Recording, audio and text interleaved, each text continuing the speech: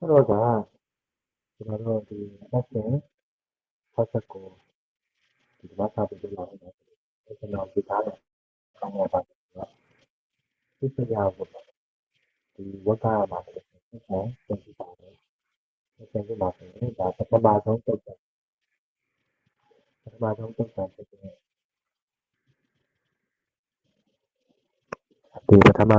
ารจะแต่โห 후배야덕 그 후배야덕 맞아서 그 여기는 나한테 야된 가라 보마 원년지래 아이 원년 가 보나 나장 보기 시간 안에서 참 다오 사야 호타 비야 어떤 내 와네거든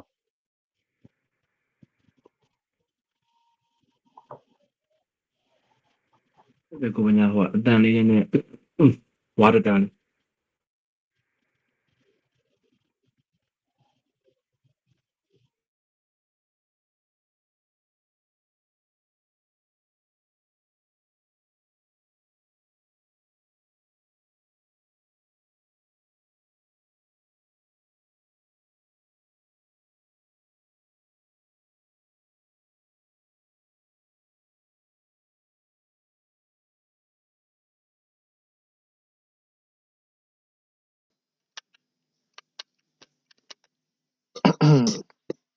Hello, hello, hello, hello. အဆင်ပြေလား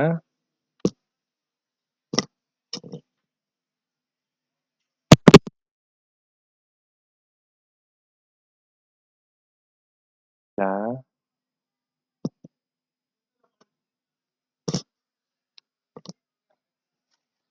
နည်းနည်းပြန်ပေးသားသလားလို့ပြောတယ် ကြားလား နည်းနည်းတော့ပြန်ပေးလာတယ်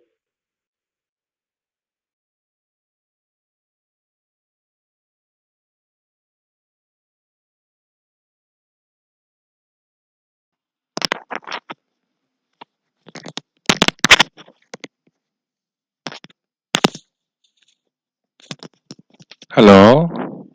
ကြားပြီလား Hello, hello. ကြားတယ်ကြားတယ် အတန်ဘယ်လိုနေလဲအတန်ကြည်ရဲ့လား သိတယ်နည်းနည်းလေးတော့တူတယ်ဒါပေမဲ့ငါအနေနဲ့တော့နားထောင်လို့ရတယ် ကိုထွန်းလင်းရောကြားလား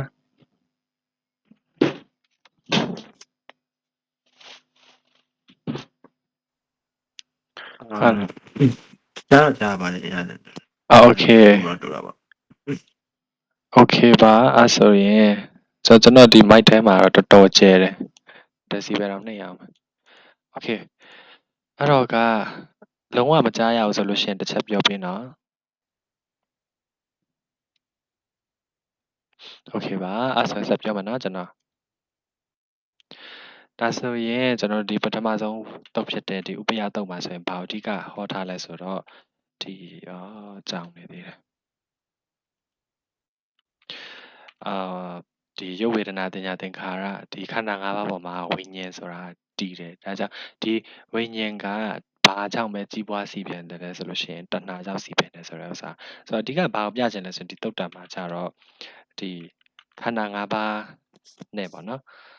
ခန္ဓာ 5 ပါးနဲ့ဝိညာဉ်နဲ့ဘယ်လိုမျိုးအမိတဟဲပြုနေလဲဆိုတာကိုပြတာပါပဲခန္ဓာ 5 ပါးကိုဖယ်ပြီးတော့မှဝိညာဉ်ကမယက်တည်နိုင်တဲ့အကြောင်းဒီခန္ဓာ 5 ပါးကဒါဝိညာဉ်ရဲ့အာယုံဖြစ်တဲ့အကြောင်းပေါ့နော်တနည်းအားဖြင့်ဝိညာဉ်ဆိုတဲ့အရာကခန္ဓာ 5 ပါးမရှိရင်မယက်တည်နိုင်ဘူးခန္ဓာ 5 ပါးကိုမဆွဲလန်းတော့လို့ရှိရင်ဒါသူ့ရဲ့အာယုံဒီပြတ်သွားပြီဖြစ်တဲ့အတွက်ဝိညာဉ်မတည်ဘူးဒီမျက်မှောက်မှာပဲအေးချမ်းမှုဖြစ်မယ်ဆိုတာကိုပြောထားတယ်ပေါ့ဆိုတော့ဒီနေရာမှာဆိုလို့ရှိရင်ကျွန်တော်တို့ဒီပရိစ္ဆာသမုပ္ပါဒ်ထဲမှာပါဝင်တဲ့ဒီအစိတ်အပိုင်းတွေပေါ့နော် element တွေဟိုပြန်ပြီးတော့ခေါ်တာမျိုးလည်းမြင်မိရယ်ပေါ့နော်ဒီမှာဆိုရင်ဝိညာဉ်ဆိုတာကဘယ်ပေါ်မှာမှီတည်နေလဲဆိုဘယ်ပေါ်မှာမှီတည်နေလဲဆိုလို့ရှိရင်ခန္ဓာ 5 ပါးပေါ်မှီတည်နေတယ်ဆိုတာကိုပြောပြထားတယ်ဒီလိုမျိုးမှီတည်နေတဲ့ဥစ္စာမှာမှဒီမှီတည်မှုကိုဘာပိုပြီးအားကောင်းစေလဲဆိုရင်တဏှာကပိုပြီးအားကောင်းစေတယ်ဆိုတာကိုပြောပြထားတယ်ပေါ့နော် ဆိုတော့ကအတန်းတော့ကြားရမယ်ထင်တယ်နော်ဒါနဲ့ပုံမှန်တော့ဖြစ်သွားပြီမလား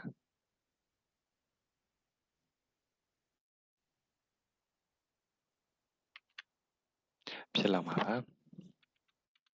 အဲ့တော့နောက်တစ်ခုကဘာလဲဆိုရှင်ဗီဇတုတ်မှာကြာမြတ်စွာဘုရားကဥပမာပေါ့နော်မျိုးစေ့ဥပမာမျိုးစေ့၅မျိုးဥပမာနဲ့ဟောထားတဲ့တရားဒေသနာလေးတွေ့ရလိမ့်မယ်အဲ့ဒါဘာလဲဆိုတော့ဒီဝိညာဉ်ရဲ့တရား၄မျိုးနဲ့ဒီဝိညာဉ်ကြီးပွားစေတဲ့ဒီနန္ဒီရာဂပေါ့နော်ဝိညာဉ်ရဲ့တရား၄မျိုးဆိုတဲ့ဥစ္စာမှာဝိညာဉ်ရဲ့တရား၄မျိုးဆိုတာဘာလဲဆိုလို့ရှင်ရုပ်ဝေဒနာတင်ညာသင်္ခါရဝိညာဉ်ဆိုတော့မပါတော့ဝိညာဉ်ကဘာလဲဆိုတော့သူ့ကိုယ်သူခေါ်တာဟုတ်အဲ့တော့ဝိညာဉ်ရဲ့တရား၄မျိုးဆိုတာကြတော့ဘာဖြစ်မလဲဆိုလို့ရှင်ရုပ်ဝေဒနာတင်ညာသင်္ခါရဒီနေရာမှာကြီးပွားတရား၄မျိုးရှိနေဒါပေမဲ့ဒီဝိညာဉ်ကိုပို့ပြီးကြီးပွားစေတာကဘာလဲဆိုလို့ရှင်ခုနပြောတဲ့တဏှာပေါ့နော်တဏှာပြောတဲ့ဒီနန္ဒီရာကဒါပို့ပြီးကြီးပွားစေတယ်ဒါမျိုးစေ့၅မျိုးနဲ့ဥပမာပေးတာဒီမှာထပ်ပြီးတော့ဥပမာပေးထားတယ်ဘာလဲဆိုလို့ရှိရင်ဒီအမြင့်မျိုးစေ့ကိုင်းမျိုးစေ့အခက်မျိုးစေ့စသဖြင့်မျိုးစေ့တွေရှိတဲ့ဥစ္စာမှာဒီမျိုးစေ့ကိုရေလောင်းပေးဒီမျိုးစေ့ကိုတကယ်ဘယ်လိုခေါ်မလဲမြေစီလွှာကနေအာဟာရပေးတယ်ပြီးတဲ့နောက်ရေကသူတို့ရှင်သန်စေတယ်အဲ့မှာရေကိုဘာနဲ့နှိုင်းထားလဲဆိုလို့ရှိရင်ဟိုနဲ့ပေါ့နော်နန္ဒီရာကနဲ့နှိုင်းထားတာတွေ့ရတယ်ဒီမှာဆိုလို့ရှိရင်ဒါဒုတိယချက်ပေါ့ဒါပုံညင်ကြီးပွားအောင်မြင့်ဒီတမ္မာစီပင်စေတာကဘာလဲဆိုလို့ရှိရင်နန္ဒီရာကဒီတဏှာတမ္မာစီပင်စေတယ်တဲ့တရား၄မျိုးကဘာလဲဆိုလို့ရှိရင်ခုနပြောရဲရုပ်ဝေဒနာတင်ညာသင်္ခါရတရားဖြစ်တယ်ပေါ့နော်ဒါတွေကိုဟောတာတွေ့နောက်တစ်ခုကဘာလဲဆိုတော့ဥဒါနာတုတ်ဒီမှာကျတော့ဒါအနတ္တဝါဒအကြောင်းကိုမြတ်စွာဘုရားကအဓိကအလေးပေးပြီးဟောတာဘာလဲဆိုလို့ရှိရင်ငါဟူတဲ့တရားမရှိရင်ငါဆိုတဲ့ငါဥစ္စာဆိုတာမျိုးဖြစ်လာမှာမဟုတ်ဘူးနောက်တစ်ခုကဘာလဲဆိုတော့ပြုပြင်မှုမရှိရင်တနည်းအားဖြင့်သင်္ခါရမရှိဘူးဆိုရင်ပရိသန္ဓေနေမှုမဖြစ်နိုင်ဘူးဆိုပြီးတော့နှလုံးသွင်းမှာပဲအောက်ပိုင်းတန်ရောစဉ်တနည်းအားဖြင့်ဒီကာမဘုံနဲ့ဆက်ဆက်သောတန်ရောစဉ်တွေကိုဖြတ်နိုင်မယ်ဆိုပြီးတော့မြတ်စွာဘုရားပြောထားတယ်အဲ့ဒီနေရာမှာတခုဆွေးနွေးချင်တာဘာလဲဆိုတော့ငါဟူသောတရားမရှိလျင်ဒါဘာလဲဆိုလို့ရှိရင်ဥဒါနာတုတ်မှာကြတော့ဒါဥဒန်းကျူးတဲ့ဥစ္စာပေါ့နော်ဒီဥဒန်းမြတ်စွာဘုရားကဒီလိုမျိုးငါဆိုတဲ့တရားငါဟူသောတရားမရှိရင်ငါဥစ္စာဆိုတာဖြစ်လာမှာမဟုတ်ဘူးဆိုတဲ့ဥစ္စာဒီမှာတစ်ချက်ဆွေးနွေးချင်တာဘာလဲဆိုလို့ရှိရင်ငါဟူသောတရားမရှိခဲ့လျင်ဆိုတာ ਨੇ ငါမရှိတာဒါဒီနှစ်ခုကဘာကွာခြားမလဲပေါ့မြတ်စွာဘုရားဟောတာကြတော့ဒါငါဆိုတဲ့တရားမရှိလေပေါ့ငါအဲ့လိုမဟုတ်ဘဲနဲ့ငါမရှိညာအံ့ဆိုတာကြတော့ဘာလဲဆိုဒီမြတ်စွာဘုရားဥဒန်းကျူးတာကိုယဟန်တပပြန်ပေးတာဟုတ်ပြီမြတ်စွာဘုရားငါဆိုတဲ့အရာမျိုးမရှိခဲ့တနည်းအားဖြင့်ငါဆိုတာမရှိခဲ့ရင်ဆိုတာဘယ်လိုမျိုးဆက်ဖြစ်နိုင်လဲဆိုတာပေါ့နော်ဒါကိုမေးတယ်အဲ့လိုမျိုးမဖြစ်ခဲ့ဘူးဆိုလို့ရှင်ဒါကိုဘာလို့ခေါ်လဲဆိုတော့မှန်ကန်စွာထိတ်လန့်သူဆိုပြီးတော့မြတ်စွာဘုရားခေါ်တယ်တနည်းအားဖြင့်ငါဆိုတဲ့အစွဲမရှိတော့ဒါဒီတန်တရားဒီတန်တရားပေါ်မှာမိခိုမှုတတ်မှတ်မှုမရှိတော့တာဒါကိုပြောချင်တာပေါ့နော်ဒါကိုမြတ်စွာဘုရားခေါ်တာမှန်ကန်စွာထိတ်လန့်သူဆိုပြီးတော့ပြောတာဆိုဒီလိုမျိုးမှန်ကန်စွာထိတ်လန့်သူငါဆိုတဲ့အစွဲမရှိတော့တဲ့သူကတာလျင်ကာလမခြားပဲအာသဘောကုန်နိုင်တဲ့အကြောင်းပေါ့နော်အဲ့မှာလေငါဆိုတဲ့တရားမရှိခဲ့လျင်နဲ့တပြီးတော့ငါမရှိညာအံ့ဆိုတာ ਨੇ ဘာကွာမလဲဒါလေးတော့စဉ်းစားမိတယ်ဘာလဲဆိုတော့တကယ်ဒီမြန်မာပြန်ကျမ်းထဲမှာဆိုလို့ရှိရင်ငါဆိုတဲ့တရားမရှိခဲ့လျင်ဒါရှေ့ဆုံးမှာပြထားတယ်နောက်ဒုတိယတစ်ခုကဘာလဲဆိုတော့ငါမရှိခဲ့လျင်ဆိုတာဟိုကြတော့ဒါဒုတိယအနေနဲ့ပေါ့နော်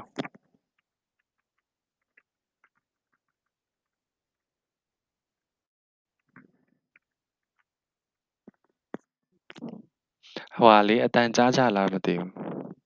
ပြောနေရတာ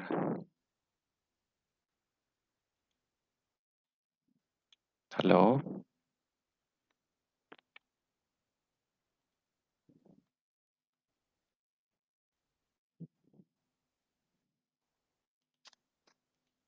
ဟယ်လိုကိုထွန်းလွင်ကြားလားကိုဖုံးကြားလားငါတော့ကြားရတယ်တကယ်ကြီးโอเคပါအဲ့တော့ကဒီဥဒါနာတုံးပါဆိုလို့ရှိရင်မြတ်စွာဘုရားငါမြည်သောတရားဆိုပြီးစပြောထားပါတော့ငါဆိုတဲ့တရားမရှိခဲ့ဘူးဆိုရင်ဒါငါဆိုတဲ့ဥစ္စာမဖြစ်နိုင်ဘူးငါဥစ္စာဆိုတာမျိုးရှိလာမျိုးမဟုတ် အဲ့ဒီမှာဒါယဟန်တစ်ပါးဘယ်လိုမေးလဲဆိုလို့ရှိရင်အရှင်ဘုရားအကယ်၍ငါမဖြစ်ညာအံ့ဆိုပြီးပြောတာဒီနေရာမှာလေမြတ်စွာဘုရားစဟောတာကြောင့်ငါမည်သောတရားသည်အကယ်၍မရှိညာအံ့ဆိုပြီးတော့ပဲဟောတာဒါပေမဲ့ဒီယဟန်ကပြန်ပြီးတော့မေးတဲ့အခါမှာအကယ်၍ငါမဖြစ်ညာအံ့ဆိုပြီးတော့ပြောဆိုတော့ဒီဟာမှာဘာကွဲလွဲလောက်မလဲဆိုပြီးတော့စဉ်းစားမိရပါတော့ဒါလေးတစ်ချက်စဉ်းစားစရာပေါ်လာတယ်ဆိုတော့မြတ်စွာဘုရားဒါကိုဏီကုံချုပ်တဲ့ဥစ္စာမှာငါဆိုတဲ့အစွဲမရှိတာဒီမှန်ကန်သောထိတ်လန့်မှုဖြစ်တယ်အမှန်ကန်စွာထိတ်လန့်တဲ့သူသာလျှင်ကာလမခြားဘဲနဲ့အသဘောကုန်နိုင်တယ်ဆိုတာအရဟတဖို့ရနိုင်တယ်ဆိုတာကိုပဲပြောသွားပါတော့ဆိုတော့ဒီနောက်တစ်ခုကဘာလဲဆိုတော့ဥပါဒါနပရိပဝတ္တနာတုတ်ပါနော်ဒီတုတ်တံမှာဆိုလို့ရှိရင်မြတ်စွာဘုရားကဒီအချက်၄ချက်ခန္ဓာ၅ပါးနဲ့ပတ်သက်ပြီးအကြောင်းအရာ၄ခုကိုတနည်းအားဖြင့်၄ပြန်ကိုငါမသိဘဲနဲ့ငါဒီဖျားဖြစ်တယ်ဆိုပြီးမခံဘူးဆိုပြီးတော့ပြောထားတာအဲ့ဒါဘာလဲဆိုလို့ရှိရင်ဒီဟာပေါ့ခန္ဓာအကြောင်းတနည်းအားဖြင့်ခန္ဓာရဲ့အဓိပ္ပာယ်ခန္ဓာဆိုတာဘာလဲခန္ဓာ၅ပါးဆိုတာဘာလဲအဲ့ဒီခန္ဓာ၅ပါးရဲ့ဖြစ်ကြောင်းသူ့ရဲ့ချုပ်ရာဒါပြီးချုပ်ကြောင်းအကျင့်ဒါအောင်မသိသေး၍ပေါ့နော်ဒီဟာတွေကိုဒီ၄ပြန်အားဖြင့်သိသောအခါ၌တာလေဒါမသိသေးသမျှကာလပတ်လုံးအားဖျားဖြစ်ဝန်မခံခဲ့ဘူးဒါကိုသိမှပဲဖျားဖြစ်ဝန်ခံတယ်ဆိုတာကိုဟောထားပါတော့ဆိုတော့ကြည့်ကြည့်အောင်ဒီနေရာမှာဆိုလို့ရှိရင်ရုပ်ဝေဒနာတင်ညာသင်္ခါရဝိညာဉ်ခန္ဓာ၅ပါးရဲ့အဓိပ္ပာယ်အဲ့ဒါမြတ်စွာဘုရားထပ်ပြီးတော့ဟောထားတယ်ရုပ်ဆိုတာဘာလဲတဲ့ရုပ်ကဘာလဲဆိုလို့ရှိရင်မဟာဗုဒ္ဓ၄မျိုးတို့ရဲ့ရလတ်ကိုမဟာဗုဒ္ဓ၄မျိုးရဲ့ရလတ်ကိုဘာလို့ခေါ်လဲဆိုရင်မဟာဗုဒ္ဓ၄မျိုးနဲ့ဖွဲ့စည်းထားတဲ့သဘောတရားကိုရုပ်လို့ခေါ်တယ်သူ့ရဲ့ဖြစ်ကြောင်းရုပ်ကဘာကြောင့်ဖြစ်လာလဲဆိုရှင်အာဟာရကြောင့်ဖြစ်ပေါ်လာတာအာဟာရဖြစ်ပေါ်မှုကြောင့်ရုပ်ဖြစ်လာတာဆိုတော့အဲ့ဒီအာဟာရချုပ်တယ်ဆိုလို့ရှိရင်ရုပ်ကလည်းမရှိတော့ရုပ်ချုပ်တာပဲအဲ့တော့ရုပ်ရဲ့အကြောင်းရုပ်ဖြစ်ကြောင်းရုပ်ချုပ်ရာနောက်တစ်ခါရုပ်ချုပ်ကြောင်းအကျင့်ဆိုတာဘာလဲဆိုတော့အရိယာမဲ့မဂ်ခင်၈ပါးလမ်းစဉ်ဒီဒါရုပ်ကိုလုံးဝအပြီးတိုင်ချုပ်ငင်းစေမဲ့တရားဖြစ်တယ်ဆိုပြီးတော့ဟောထားတယ်အဲ့လိုပဲဝေဒနာဆိုတာဘာလဲအာယုံခံစားတာတင်ညာဆိုရင်မှတ်သားတယ်သင်္ခါရဆိုလို့ရှိရင်စေစော်တယ်ဝိညာဉ်ဆိုလို့ရှိရင်အထူးသိတယ်ဆိုတော့ဒါတွေကကြတော့သူ့ရဲ့ဒီအာယုံပေါ်မူတည်ပြီးတော့ပဲအဲ့လိုဘာဖြစ်တာပေါ့နော်ဆိုတော့အထူးသဖြင့်ဒီဝေဒနာတင်ညာသင်္ခါရ၃မျိုးမှာဆိုရင်ကျွန်တော်တို့ကဘာသူ့ရဲ့အဖြစ်ကြောင့်ပေါ့ဝေဒနာတင်ညာသင်္ခါရအာယုံကိုခံစားတာအာယုံမှတ်သားတာအာယုံနာစေစော်မှုဖြစ်တာအဲ့ဒါဘာလဲဆိုဘာကြောင့်ဖြစ်ပေါ်လဲဆိုဖတ်တာကြောင့်ဖြစ်တာကိုတွေ့ရလိမ့်မယ်ဒီ၃ခုစလုံးအဲ့တော့ဒီ၃ခုစလုံးဒီဖတ်တာကြောင့်ဖြစ်တာဖြစ်တဲ့အတွက်ဖတ်တာချုပ်ရင်ဒီ၃ခုစလုံးချုပ်မယ်အဲ့တော့ဒီ၃ခုစလုံးရဲ့ချုပ်ရာဒီဘာလဲဆိုတော့ဖတ်တာချုပ်ရာဖြစ်တယ်ဆိုပြီးတော့တွေ့ရတယ်ဒါတော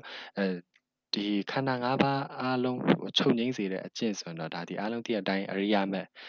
ဟိုလမ်းစဉ်ပေါ့နော်ဒါမက်ခင်၈ပါးလမ်းစဉ်ဒီဒါခန္ဓာ၅ပါးစလုံးချုပ်စေတဲ့လမ်းစဉ်ပဲနောက်တစ်ခုကဘာလဲဆိုတော့ဝိညာဉ်ဆိုတာဘာလဲဆိုတော့ဒီနေရာလေးမှာသူကကွဲလွဲသွားတယ်မြတ်စွာဘုရားဟောတဲ့ဥစ္စာမှာဝိညာဉ်ဆိုတာဘာလဲဆိုရင်အာယုံမှာအထူးသိမှုကိုဒါဝိညာဉ်လို့ခေါ်တယ်ဆိုတော့ဝိညာဉ်ကကြတော့ဖတ်တာကြောင့်ဖြစ်တာမဟုတ်ဘူးဒီဝိညာဉ်ဆိုတာဒီဘာလဲဆိုတော့နာမ်ရုပ်ကြောင့်ဖြစ်ပေါ်တယ်ဆိုပြီးတော့ဟောထားတာတွေ့ရတယ်ပေါ့နော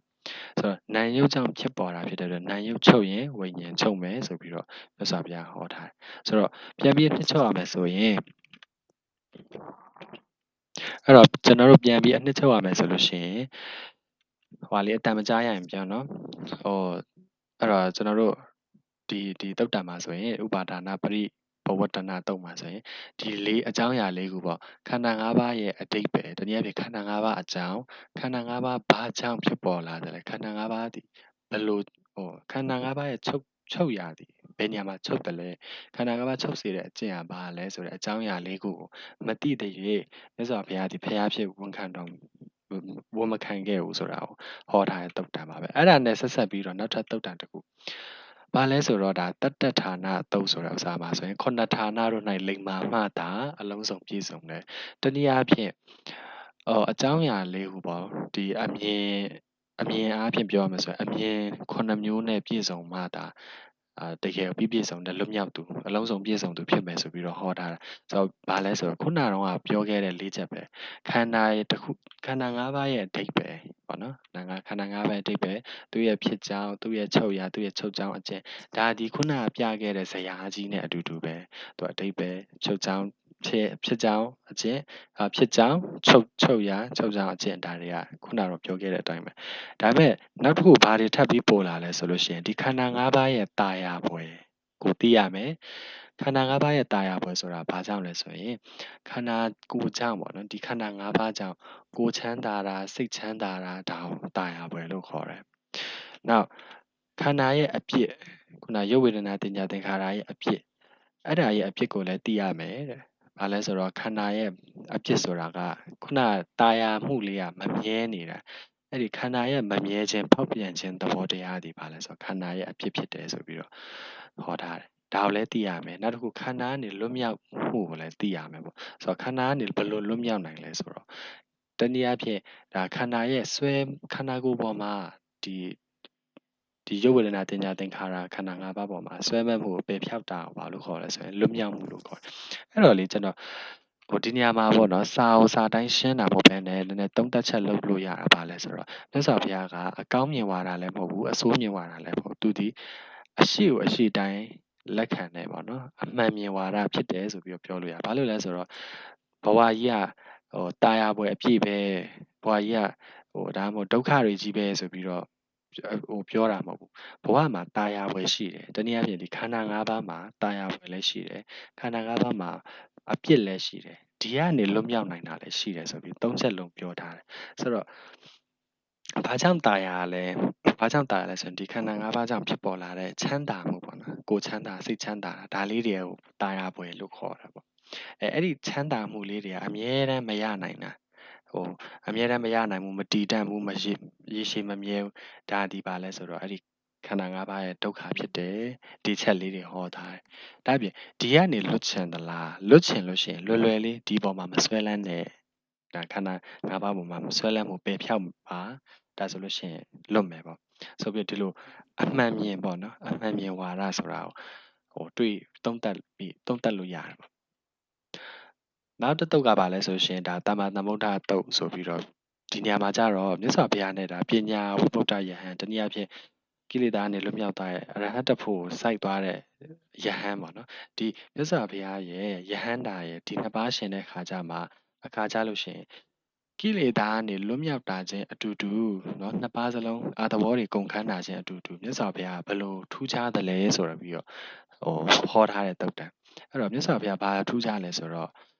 မြတ်စွာဘုရားဒီမဖြစ်ပေါ်သေးတဲ့လမ်းကိုဖြစ်ပေါ်စေတယ်ဒါပြီးမဖြစ်သေးတဲ့လမ်းကိုဖြစ်စေဒါအတူတူပါပဲဒီနှစ်ချက်ကဆိုတော့မပေါ်သေးတဲ့လမ်းအသစ်ဖောက်တာပေါ့ပြောရရင်တော့လမ်းအသစ်ဖောက်တယ်ဒါအပြင်မကြားဘူးတဲ့လမ်းကိုပြောကြတယ်ဒီနေရာမှာမ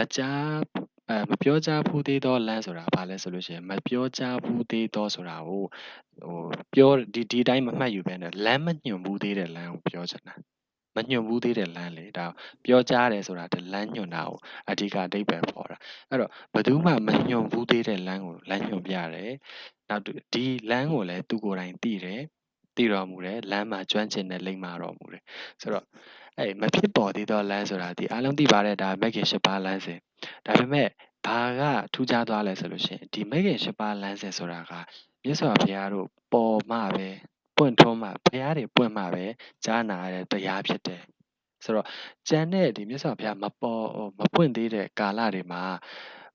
သူတော်ကောင်းတရားဆိုတာတော့ရှိတာပေါ့ဟုတ်တယ်မလားသူတော်ကောင်းတရားတော့ရှိတာပေါ့နတ်ပြည်ရောက်စေတဲ့တရားတွေเนาะဗြဟ္မာပြည်ရောက်စေတဲ့တရားတွေရှိတာပဲဗြဟ္မာပြည်ရောက်ချင်လားနတ်ပြည်ရောက်ချင်လားเนาะလူမာမလူချမ်းသာဖြစ်ချင်သလားစသဖြင့်အဲ့လိုသူတော်ကောင်းတရားတွေဆိုတာရှိခဲ့တယ်ဒါပေမဲ့တကယ်တမ်းဒီသူတော်ကောင်းတရားထက်ကျော်လွန်တဲ့တရားဆိုတာကြတော့မြတ်စွာဘုရားတို့ပေါ်မှာပွင့်ထွန်းမှာပဲသိရတာဆိုတော့ဒါကိုဆိုလိုတာဖြစ်တယ်ဒီမဂ်ခင်၈ပါးလမ်းစဉ်ဆိုတာမဖြစ်ဘူးသေးသောလမ်းเนาะမဖြစ်ပေါ်သေးသောလမ်းမဖြစ်သေးသောလမ်းကိုဖြစ်ပေါ်စေတယ်မညွှန်ရသေးတဲ့လမ်းဘယ်သူမှမညွှန်ရသေးတဲ့လမ်းဒါတွေကိုညွှန်ကြားတယ်ဒါအပြင်ဒီလမ်းကိုလည်းသူကိုယ်တိုင်သိတော်မူတယ်ကျွမ်းကျင်တဲ့လိမ္မာတော်မူတယ်ဒါကိုတမ္မာတမ္ဗုဒ္ဓပေါ့နော်ဆိုတော့ဒါကြောင့်မြတ်စွာဘုရားရဲ့ထူးခြားမှုပေါ့နော်ကျန်တဲ့ဒီယဟန္တာတွေကကြတော့ကိလေသာနေလွတ်မြောက်တာချင်းတူပေမဲ့သူတို့ကဘာလဲဆိုတော့နောက်မှပြည့်စုံကြတယ်တနည်းအားဖြင့်မြတ်စွာဘုရားဒီဟောကြားညွှန်ကြားမှာပဲဟောပြညွှန်ကြားမှာပဲပေါ့နော်တဖြည်းတဆင့်ပြီးတဆင့်တက်မြောက်လာပြီးတော့မှမြတ်စွာဘုရားလမ်းညွှန်မှုနောက်လိုက်ခဲ့ကြတဲ့လူတွေဖြစ်တယ်ပေါ့နော်ဆိုတော့အဓိကကွာခြားမှုကဘာလဲဆိုရင်မြတ်စွာဘုရားလမ်းဖောက်တဲ့လူဖြစ်တယ်ပေါ့နော်ဒါတမ္မာတမ္ဗုဒ္ဓတုတ်မှာဆိုရင် နောက်တစ်ခုကတော့အားလုံးသိကြတဲ့အနတ္တလက္ခဏာတုတ်ဖြစ်ပါတယ်ဆိုတော့အနတ္တလက္ခဏာတုတ်ကကိုထွန်းလင်းရေကြားလားခင်ဗျာ ကြားတော့ကြားတယ်တို့တို့ဘယ်နာဘလို့ဝင်ကြမှာ ကြားတာတော့ကြားရတယ်မလား ကြားတော့ကြားတယ်ဟုတ်တယ်မနေ့ကအာရုံလိုက်ပြီးစိုက်တာ โอเคပါโอเคအဲ့ဆိုရင်ဒီဟာလေးကလေကျွန်တော်တို့အနတ္တလက္ခဏာတုတ်ကဓမ္မစကြာတုတ်ပြီးရင်ဗုဒ္ဓဘာသာဝင်တိုင်းသိတဲ့တုတ်တံပဲဒီနေ့ဓမ္မစကြာတုတ်ကတော့သစ္စာလေးပါးတရားဟောတာအနတ္တလက္ခဏာတုတ်မှာကျတော့ဒီကျွန်တော်တို့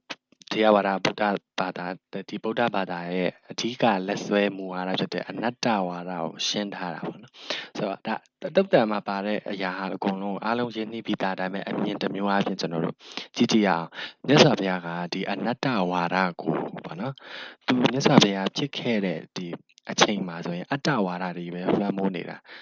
ဟိုအရာရာကိုဖန်ဆင်းရှင်တစ်ယောက်ကဖန်ဆင်းတယ်လူတွေရဲ့ကံကြမ္မာဒီတရဝါတွေဖန်ဆင်းခံတရဝါတွေရဲ့ကံကြမ္မာကိုတယောက်ယောက်ကထိန်းချုပ်တယ်ကိုထိန်းချုပ်တယ်သူများကိုထိန်းချုပ်တယ်ဆိုပြီးတော့မှအရာရာဒီအတ္တဝါဒီတွေဈာထဲမှာအနတ္တဝါဒကိုမြတ်စွာဘုရားဘယ်လိုမျိုးစပြီးတော့ introduce လုပ်လဲဘယ်လိုမျိုးမိတ်ဆက်တယ်လဲဆိုတာကိုအမြင်တစ်မျိုးနဲ့ပေါ့နော်ကြည့်အောင်ဆိုတော့ဟိုဒီတုတ်တံကြည့်မယ်ဆိုလို့ရှိရင်ကျွန်တော်တို့ဒီဟာကိုကြည့်နိုင်တယ်ပေါ့နော်ဒီမှာဆိုရင်ကျွန်တော်တို့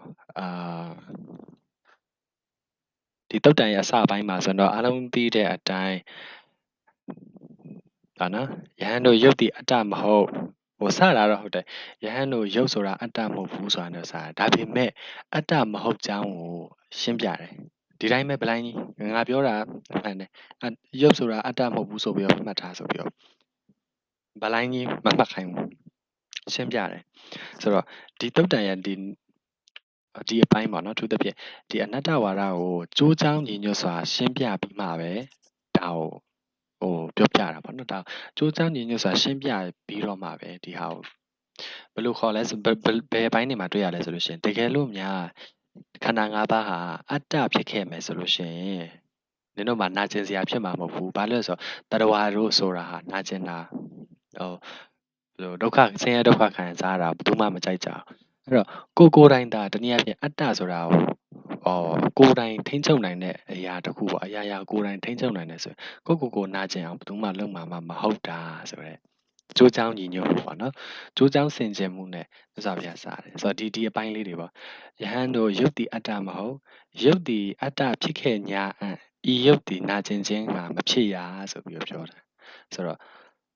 ဒီနောက်က philosophy ပေါ့မြတ်စွာဘုရားဟိုဟောလိုက်တဲ့ဒီ statement နောက်က philosophy ကိုမြတ်စွာဘုရားတေချာလေးရှင်းပြတယ်။ဒါပြင်ဒီယုတ်ကတကယ်လို့များကိုယ်ထိန်းချုပ်လို့ရမယ်ဆိုလို့ရှိရင်ဒီယုတ်ကဒီလိုဖြစ်ပါစေငါဒီယုတ်ကဒီလိုမဖြစ်ပါစေနဲ့ဆိုပြီးကိုယ့်ရဲ့ယုတ်ခန္ဓာမှာကိုကြိုက်တယ်လို့တောင့်တမှုရနိုင်တယ်ဆိုတနည်းအားဖြင့်လူတိုင်းရတာပေါ့ငါဒီလိုပုံစံလေးလိုချင်တယ်ဆိုငါဒီလိုပုံစံလေးရလာလားမရဘူးအဲ့တော့ရုပ်ဟာကိုထိန်းချုပ်လို့ရတဲ့တရားမဟုတ်တဲ့အတွက်ကြောင့်နာကျင်ရတာတွေဆင်းရဲဒုက္ခတွေဖြစ်တယ်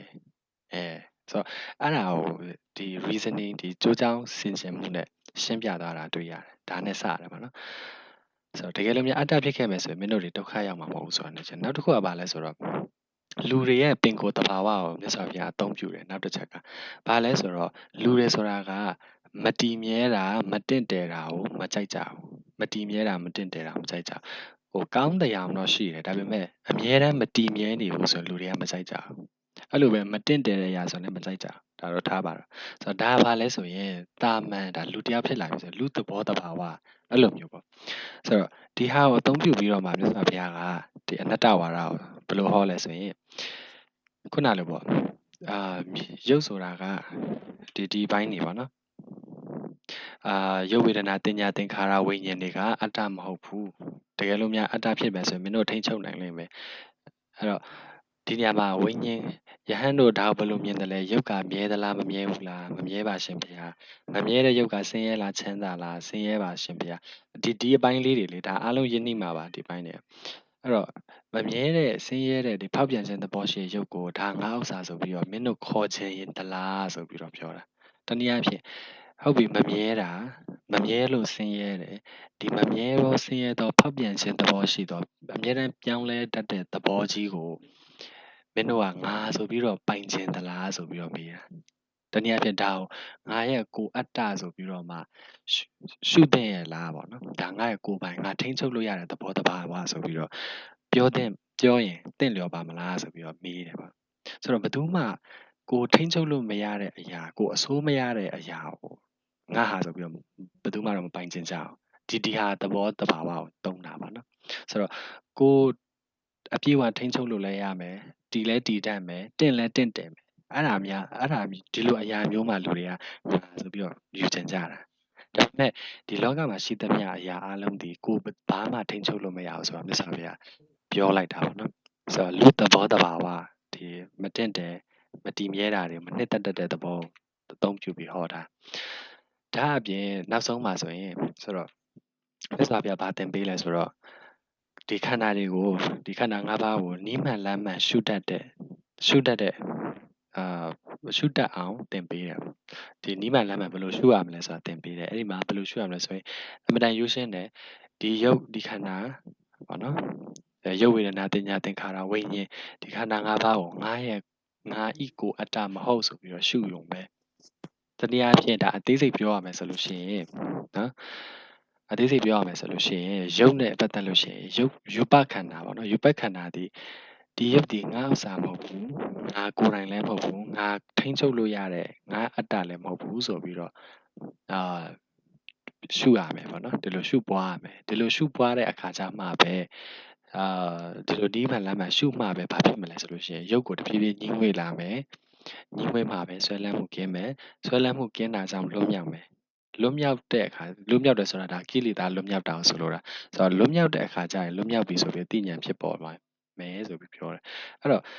ဒါကိုကျွန်တော်တို့အပိုင်းအနေနဲ့ခွဲပြီးကြည့်မယ်ဆိုလို့ရှိရင်မြတ်စွာဘုရားဒီအနတ္တဝါဒကိုစပြီးတော့မိတ်ဆက်တာဒီအပိုင်း၄ပိုင်းခွဲလို့ရတယ်ပထမတစ်ပိုင်းကဘာလဲဆိုလို့ရှိရင်သူမိတ်ဆက်တယ်ပေါ့နော်အနတ္တဝါဒရဲ့နောက်ကအတွေးခေါ်philosophy ကိုအရင်ဆုံးမိတ်ဆက်တယ်ပြီးတဲ့နောက်လူသဘောတဘာဝကိုဒုတိယအဆင့်အနေနဲ့သုံးပြတယ်ပေါ့နော်မတင့်တယ်တဲ့သဘောတရားယူမင်းတို့ကငါဟာဆိုပြီးတော့ငါအတ္တဆိုပြီးတော့ယူခြင်းပါမလားမယူခြင်းဘူးမလားဆိုပြီးတော့သုံးတယ်နောက်တစ်ခုကဘာလဲဆိုရင်နိဗ္ဗာန်လမ်းမှန်သင်ပေးတယ်ဆိုတော့ဒီအနေထားဒီသဘောတဘာဝရှိတဲ့တရားတွေကိုဘယ်လိုမျိုးမှန်မှန်ကန်ကန်ရှုရမလဲဆိုတာကိုသင်ပေးတယ်ဆိုတော့ဒီလိုရှုရင်ဘယ်လိုအကျိုးရမလဲဆိုတာကိုလည်းသင်ပေးတယ်ဆိုတော့အနတ္တလက္ခဏာတုတ်ကိုကျွန်တော်တို့ရွတ်တယ်ဖတ်တယ်เนาะဓမ္မစကြာတို့ဘာတို့တကယ်ဒီဝရစနေမှာဆိုလို့ရှင်လည်းပါတယ်ဆိုတော့ဒီလိုမျိုးရွတ်တဲ့ဥစ္စာမှာဒီလိုအမြင်လေးနဲ့ပြောင်းပြီးတော့လေ့လာကြည့်ရပါเนาะဆိုတော့သစ္စာဘုရားဒီအပိုင်း၄ပိုင်းနဲ့ဒီလိုလေးဟောသွားတာကိုတွေ့ရတယ်ပေါ့နော်ကိုထုံးနေရောဘယ်လိုသဘောရလဲဒီပုံစံမျိုးလေးအရင်ကရောစဉ်းစားဘူးလား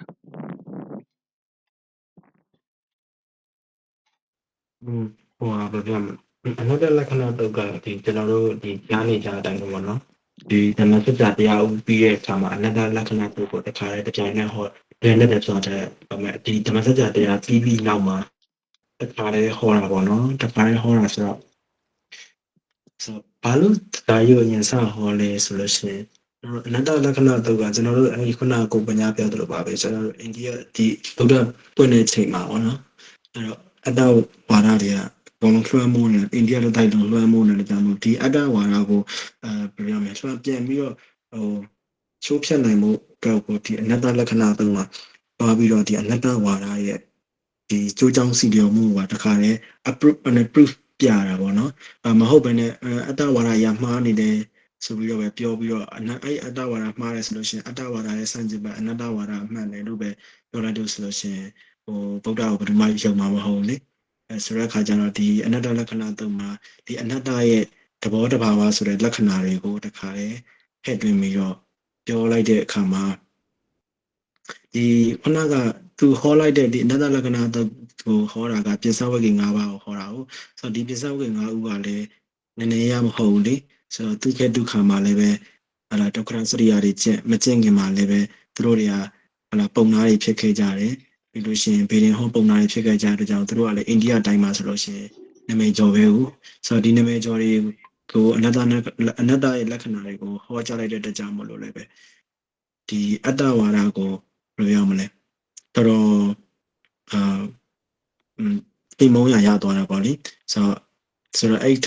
ခါမှသာလေအနတ္တလက္ခဏာရဲ့အနတ္တရဲ့အဝါဒရဲ့ပြောမယ်တည်ဆိုမှုပေါ့ပြန်ပြီးတော့ဖြစ်လာတာပေါ့နော်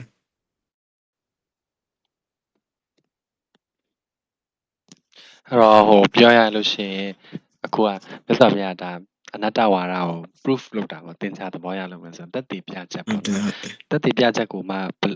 ကျွန်တော်တွေ့မိတာပေါ့နော် step ၄ခုနဲ့သူကတက်တည်ပြသွားပါအရင်ဆုံးတော့ philosophy နဲ့ပြောပြတယ်ဒါဒီမိနစ်ထိန်းချုပ်နိုင်မယ်ဆိုမင်းတို့ဒုက္ခရမှာပေါ့နောက်တစ်ခုကအဲ့လိုထိန်းချုပ်မရတဲ့ဟာယူမင်းတို့ကြိုက်ပါမလားဆိုတဲ့သဘောတဘာဝပါpsychology ဘိုင်းနေပါလားဘယ်သူမှမကြိုက်ဘူးလေအဲ့ဒါပြီးလို့ရှိရင်ဟုတ်ပြီဒီအနေထားဒီသဘောတဘာဝရှိတဲ့ဟာကိုဘယ်လိုရှုရမယ်ဆိုပြီးတော့သင်ရှုနည်းသင်ပေးတယ်အဲ့လိုရှုမယ်ဆိုရင်ဘယ်လိုမျိုးကြိုးရမယ်ဆိုတာကိုလည်းသူသင်ပေးတယ်ဆိုတော့တော်တော် compact ဖြစ်ပြီးတော့ဘယ်လိုခေါ်မလဲတော်တော်ကြစ်လစ်ပြီးရိုးရှင်းပြီးတော့မှလူတူရှင်းဖြစ်တယ်ဆိုတာကျွန်တော်ဒီဟိုခန္ဓာ၅ပါးဟိုမှာပေါ့နော်ဖြန့်ပြီးဟောထားလို့ဒါကျွန်တော်ဒီလိုမျိုးနည်းနည်းလေးအတူချုံပြီးတော့ပြောလိုက်တာဒါပေမဲ့ဒီတစ်ခုလုံးဖတ်မယ်ဆိုရင်တောင်မှလေအပူစာသားတစ်ခုမှမပါဘူးเนาะ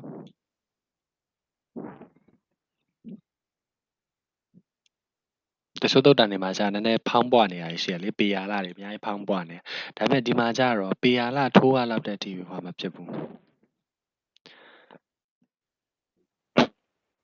အဲ့ဒါလေးတွေ့ရပါတယ်နောက်ထပ်တုတ်တန်တစ်ခု ဟယ်လိုအဲ့ဆိုရင်လေအိန္ဒိယမှာလေအဲ့တုန်းကလေအယူဆတွေကတော်တော်လေးများတဲ့ပုံပဲ ဟုတ်တယ်အဲ့တော့ အဓိကတော့လေ तू ကနှစ်မျိုးရှိမယ်ထင်တယ်နှစ်မျိုးရှိမယ်ဆိုတာကဒါဟိုကအတ္တအပိုင်းရဲ့ဒီနတ္ထိကဆိုတဲ့ဒီဘယ်လိုပြောမလဲတေရင်ပြတ်တယ်ပေါ့အဲ့လိုပုံစံတွေရဲ့အခြေခံအဖြစ်နှစ်မျိုးရှိမယ်ထင်တယ်ဖះကကြတော့ဒီ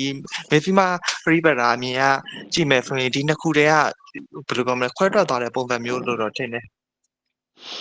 အဲ့တော့ဟိုဟာမြတ်စွာဘုရားလက်ထက်တုန်းကရှိခဲ့တဲ့တခြားပေါ့နော်ပုရဏကတ္တပတို့မက္ခလိဂောတာလတို့အစားသဖြင့်တခြားဂိုင်းဆရာကြီးတွေရဲ့အယူဝါဒတွေအဓိက trending ဖြစ်နေတဲ့အယူဝါဒတွေကိုဘယ်တုတ်တံမှာပြောထားလဲဆိုလို့ရှိရင်ဘယ်တုတ်တံမှာအပြည့်အစုံဟောထားလဲဆိုရင်ဗြဟ္မဇာလတုတ်တံမှာဟောထားတယ်အဲ့ဒီမှာဆိုလို့ရှိရင်ခန္ဓာကိုယ်ဒီအမြဲတမ်းမြဲတယ်ဒီဝိမတည်နိုင်တဲ့ဝိညာဉ်နဲ့ခန္ဓာကိုယ်နဲ့ဒီတသားတည်းဖြစ်တယ်အဲ့ဒါတခုဒီဝိညာဉ်ဒီအထာဝရရှင်တယ်ဆိုတာတခုနောက်ဒီဝိညာဉ်ဟာတည်ရင်ပြတ်တယ်ဆိုတာတခုနောက်ဘာရှိအောင်လဲလောကကြီးအဆုံးရှိတယ်ဆိုတာတခုအဆုံးမရှိဘူးဆိုတာတခုအယူဝါဒတခုအဆုံးရှိတာလည်းမဟုတ်ဘူးမရှိတာလည်းမဟုတ်ဘူးဆိုတာလည်းတခုဒါပြီးတော့အဆုံးမရှိတာလည်းမဟုတ်ဘူးရှိတာလည်းမဟုတ်ဘူးဆိုပြီးတော့နှစ်ခုလုံးညင်တာတခုပြီးတော့အမရာဝိခေပပေါ့နော်အမရာဝိခေပဆိုတဲ့ဒါထူးထူးခြားခြားတခုရှိတယ်သူကဘာလဲဆိုတော့ရှိသမျှ statement အကုန်လုံးကိုညင်တာတင်ချာဒီသဘောတရားရဆိုလို့ရှိရင်လေဟိုခန္ဓာမြဲလားဆိုလို့ရှိရင်လည်းမမြဲဘူးမဟုတ်မမြဲဘူးလို့ငါမပြောဘူးဒါဆိုလို့ရှိရင်တည်တတ်လားဆိုတော့တည်တတ်တယ်လို့လည်းငါမပြောစသဖြင့်မဲရမရှိတဲ့ဒီအယူဝါဒပေါင်းများစွာပေါ့နော်ဒါကိုမြတ်စွာဘုရားတစ်ခုချင်းဟောထားတာတွေ့ရတယ်ဆိုတော့အဲ့ဒါတွေပေါ့နော်ဆိုတော့သူ့လိုမျိုးအုပ်စုခွဲတာတို့ဘာတို့တော့မသိဘူးအဲ့မှာမြတ်စွာဘုရားယူဝါဒကတော့လူတွေရဲ့ဒီခန္ဓာကိုယ်ခန္ဓာ၅ပါးဆိုတာဟာဒီပရိစ္ဆသမုပ္ပါဆက်ဝိုင်းအရာ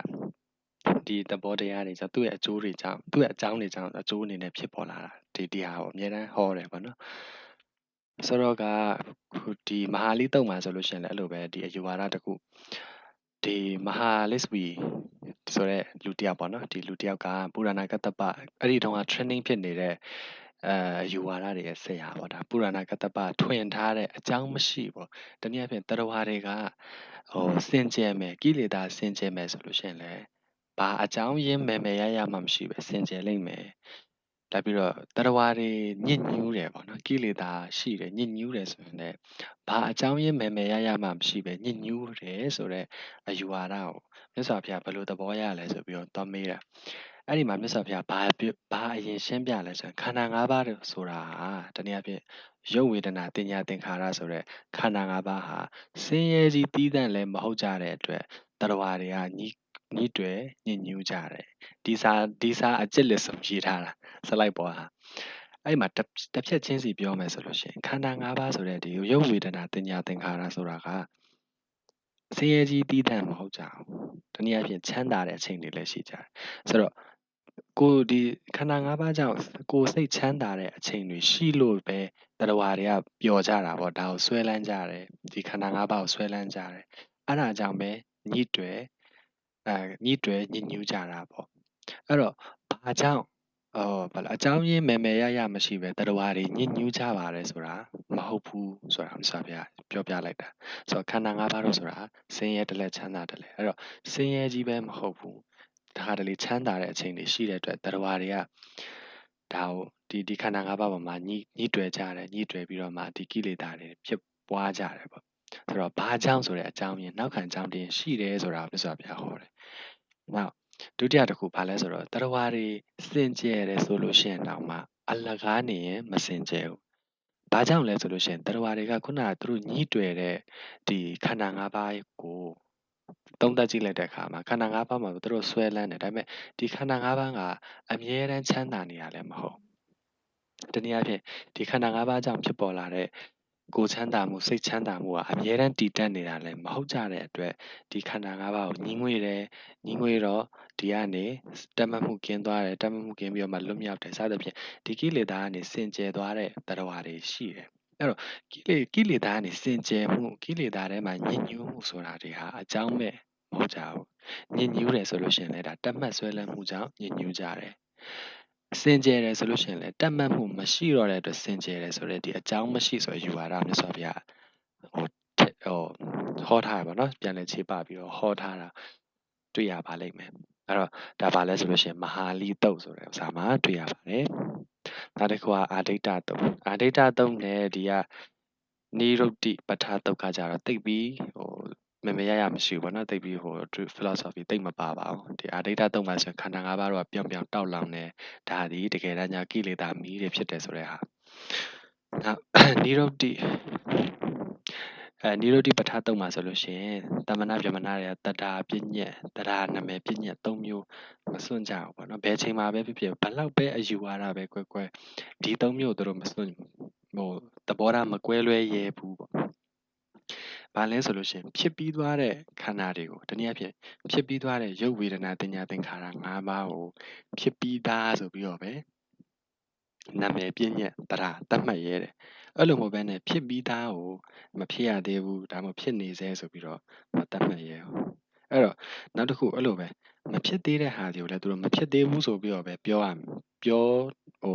နိုင်ကြတယ်အဲ့လိုမဟုတ်ဘဲနဲ့မဖြစ်ရသေးတဲ့ဟာဖြစ်ပြီးသွားပါပြီဒါမှမဟုတ်ဖြစ်နေစေဆိုပြီးတော့မပြောရဲကြဘူးနောက်ဆုံးတစ်ခုဆိုတော့အဲ့လိုပဲအခုလက်ရှိဖြစ်နေတဲ့အရာကိုလည်းဖြစ်ပြီးသွားပြီမဖြစ်ရသေးဘူးဆိုပြီးတော့အမည်ပြည့်ညက်လို့မပြောရဲကြဘူးဘာလို့ဆိုတော့ကဲ့ရဲ့မှာစိုးလို့ဆိုပြီးတော့ဗောနော်ဆိုတော့ဒီပြည့်ညက်ချက်၃ခုပေါ့ဒီပြည့်ညက်ချက်၃ခုတော့ဘယ်တမနာပြမနာမဆိုမစွန့်ကြအောင်မစွန့်ရဲကြအောင်ကဲ့ရဲ့မှာကြောက်လို့ဗောနော်မစွန့်ရဲကြအောင်ဆိုပြီးတော့ဟောထားဆိုဒီတုတ်တန်ရဲ့ဗောနော်ဒီတုတ်တန်ရဲ့ဒီအကြောင်းအရာကြည့်မယ်ဆိုလို့ရှိရင်ခန္ဓာ၅ပါးနဲ့ဆက်ဆက်မှုတော့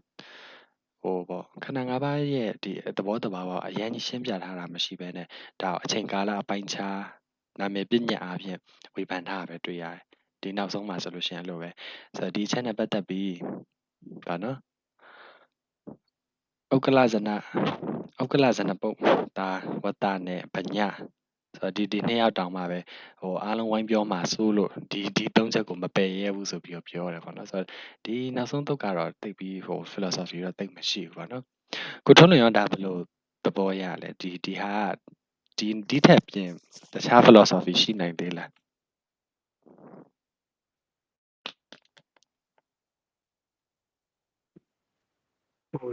ကျွန်တော်တော့ဒီပေါ့နော်ဒီဝက်မှာတော့မဟုတ်သေးပါကျွန်တော်ဒီနောက် over ဒါမဲ့ဝက်မှာ plan ပြီးတော့ကြိုဖတ်လိုက်တဲ့အခါမှာတော့ဒိဋ္ဌိနှမျိုးရှိတယ်ပြောရပေါ့နော်ဒိဋ္ဌိနှမျိုးရှိတယ်မြတ်စွာဘုရားဒိဋ္ဌိက2မျိုးပဲရှိရလို့ပြောရလားမသိအဲ့မှာပါလဲဆိုလို့ရှိရင်ငါ့ဆွဲပြီးတော့တဲ့ရှိတယ်ဆိုလို့တတ်မှတ်တဲ့ဒိဋ္ဌိငါ့ဆိုမရှိဘူးလို့တတ်မှတ်တဲ့ဒိဋ္ဌိဆိုပြီးတော့အဲ့လိုရှိတယ်မရှိဘူးဆိုရင်2မျိုးပေါ့နော်စမ်းကြယ်မှာ2မျိုးပဲဒိဋ္ဌိဆိုပြီးမြတ်စွာဘုရားအဲ့မှာ ပြောတယ်ပေါ့နော်ဒိဋ္ဌိနှမျိုးရှိတယ်ပေါ့ဆိုဒီအဲ့ဒီတော့တမနာမြင်တမနာတွေဟိုဘယ်ပြောမလဲဒီတရားအမိပြည့်ညက်သုံးမျိုးမစွန့်ကြအောင်ဆိုဟိုဘယ်လိုပြောမြတ်စွာဘုရားကရှိသမျှကဘာမှအတိငဲတဲ့အတွက်ကြောင့်မလို့ပေါ့နော်ခုနရှိမှလည်းအနတ္တလက္ခဏာသုံးတဲ့ဝါဒကိုဟောပြီးအနတ္တဝါဒကိုဟောပြီးအတွက်ကြောင့်မလို့ဒီအရာဒီမရှိတဲ့အရာကိုဟိုမစွန့်ဘူးဆွဲလန်းကြတော့မယ်ဆိုမစွန့်ကြတယ်ပါဆွဲလန်းကြတရားပေါ့နော်အဲ့မစွန့်ကြသေးသမျှကာလပတ်လုံးကတော့ဘယ်တော့မဆိုဒီတဏှာဝဲကြရက်ကနေလွတ်မြောက်မနိုင်ဘူးပေါ့နော်အဲ့တော့ဟိုလူရမြတ်စွာဘုရားတော်ပြောတယ်လေအကယ်လို့ရှေ့ဟိုတဏှာကနေပြီးတော့လွတ်မြောက်ပြီးနိဗ္ဗာန်ကိုရောက်ဖို့အတွက်ဟိုဆုံးရမယ်ဆိုလို့ရှိရင်ငါ့ဘာတည်မလားဟိုဆိုထားခဲ့လို့ရတယ်ဆိုရယ်ပုံစံမျိုးတော့ပြောပြရမှာအဲ့တော့ဒီအမိပညာတွေအမိတရားပညာတွေလောက်ကတော့တည်ရမလားအဲ့တော့ပြောပါလောက်ပေါ့နော် ဒါပေါ့ဟိုဒီအမြည်တရားပြည့်ညက်ကကြတော့ဟိုလိုမျိုးအစိုးအခြေဆွေးနွေးရလောက်အောင်ဟိုနှစ်ဘယ်လိုခေါ်မလဲဟိုအရင်ကြီးပြုတ်လေပြောင်းလေဖြစ်တဲ့သဘောတရားပေါ့ဆိုလိုတာဒါကြတော့အချိန်ကာလနဲ့သက်ဆိုင်သွားဖြစ်တယ်အချိန်ကာလတော့ဘယ်သူမှဆိုပုံသေးဆိုပြီးတတ်မှတ်တာအတိတ်ကိုအတိတ်ပြစ္ဆုတ်ပံအနာဂတ်ကိုအနာဂတ်အဲ့လိုပဲပြောကြတာဟုတ်အတင်းဘယ်သူမှအတိတ်ကိုပြစ္ဆုတ်ပံလို့မခေါ်ဒါကိုပြောတာပါပဲเนาะအဲ့တော့ကျွန်တော်တို့အဲ့တော့ကဆက်ပြီးတော့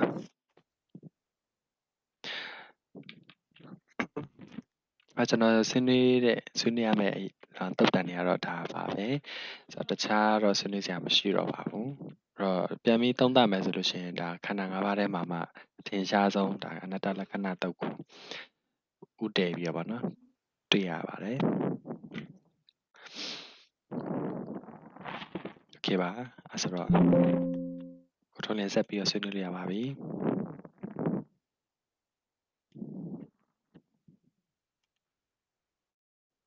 အခု laptop နဲ့ဝင်နေရလား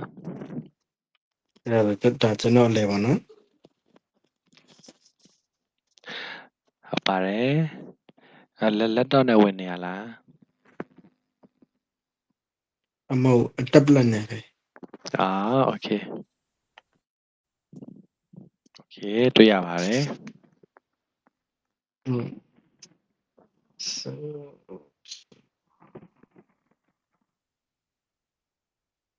ကျွန်တော်ယူရတဲ့ဥစ္စာတော့အရန်တာဝတ်ပေါ့အရန်ဝတ်ဆိုတဲ့အတိုင်းပဲဒီယဟန္တာတွေဖြစ်သွားတဲ့အကြောင်းပေါ့နော်ယဟန္တာတွေဖြစ်သွားတဲ့အကြောင်းဒီဥစ္စာမှာပြောထားတာပေါ့အဲ့တော့ဘလို့ကနေဘလို့ဖြစ်ကြလဲဆိုလို့ရှိရင်ဟိုခန္ဓာ၅ပါးနဲ့ခန္ဓာ၅ပါးကိုအရင်တည်ပြီးတော့ပဲအဲ့လိုရှုပုံမှတ်ပုံကွဲလဲသွားတာနဲ့ရှုပုံမှတ်ပုံမှန်တဲ့ခါကြလို့ရှိရင်ဟုတ်တိုင်းမရပညာနဲ့ရှုရတဲ့ခါကြလို့ရှိရင်ယဟန္တာဖြစ်ပြီးတော့မရှုခဲ့တော့เนาะဘယ်လိုဟုတ်လားဒီဒိဋ္ဌိတွေเนาะပြီးလို့ရှိရင်တဏှာမာနနုတ္တိယဖြစ်နိုင်တယ်ဆိုတဲ့အရာကိုပြောတာပေါ့ဒါပေမဲ့ဒီမှာကတော့ယဟန္တာဖြစ်နိုင်တဲ့ဖြစ်တဲ့ဒီရှုပုံမှတ်ပုံအမှန်ကိုပဲတင်ပြမယ်ပေါ့เนาะအမှန်ကိုပဲတင်ပြတာကောင်းပါတယ်အဲ့တော့ဒီဥပါဒိယမာနနဲ့အညမနပြီးလို့ရှိရင်အဘိနန္ဒမာနဆိုရဒီတုတ်သုံးမှာဆိုဘာပြောထားလဲဆိုလို့ရှိရင်ခန္ဓာ၅ပါးကိုဆွဲလန်းလို့ဆိုလို့ရှိရင်ပြီးငါဟုထင်မဲ့ရင်ပြီးအလွန်နှစ်သက်ရင်ဒီခန္ဓာ၅ပါးကိုနှစ်သက်လို့ရှိရင်ဟလာမက်ကနောင်ဖွဲ့တတ်တယ်တဲ့မာနလို့မက်ပေါ်မာပေါ့နော်မာဒီနောင်ဖွဲ့အပ်တယ်ဆိုတော့အဲ့တော့မာနလို့မာအဒီမာနလို့မာဆိုရဲမာရဆိုရဲနက်ကတစ်မျိုးရှိရနော်မာကဘာလဲဆိုလို့ရှိရင်အဲ့တော့စိတ်မှန်ပေါ့နော်ကိုနိုင်တဲ့မှန်ကိုပြန်နိုင်တဲ့မှန်ပေါ့အဲ့တော့အဲ့မှန်ကနောင်ဖွဲ့တတ်တယ်ဘာလို့ဖြစ်နောင်ဖွဲ့လဲဆိုလို့ရှိရင်ခန္ဓာ၅ပါးကိုဆွဲလန်းနေအဲ့တော့ဒီခန္ဓာ၅ပါးကိုပဲငါလို့ထင်မှတ်တယ်ဒီခန္ဓာ၅ပါးကိုပဲအလွန်နှစ်သက်တဲ့ခါကြလို့ရှိရင်အဲ့တော့ဒီမှန်ကပဲကိုယ်နှောက်ဖွဲ့ပြီးတော့အနိုင်ရသွားတယ်ပေါ့အဲ့တော့မြတ်စွာဘုရား35နှစ်မှာမာနကိုနိုင်ပြီးတော့ဘုရားဖြစ်သွားတယ်ပေါ့အဲ့တော့မာနကိုနိုင်လို့ဘုရားဖြစ်သွားလားဆိုတော့လေမာနကိုနိုင်ုံနဲ့တော့ဘုရားမဖြစ်ပါဘူးနော်ကိုယ်စိတ်တဏ္ဍာတွေကဒီမှန်ကိုနိုင်မှသာနေဘုရားဖြစ်မှာဒါကြောင့်မှန်၅ပါးကိုအောင်မြင်တဲ့ဘုရားလို့ဒီလိုမျိုးပြောရတာပေါ့နော်အဲ့တော့မဆွဲလန်းမှုခုနကပြောမထင်မှတ်ဘူးမနှစ်သက်ဘူးဆိုလို့ရှိရင်လွတ်မြောက်နိုင်တယ်ပေါ့နော်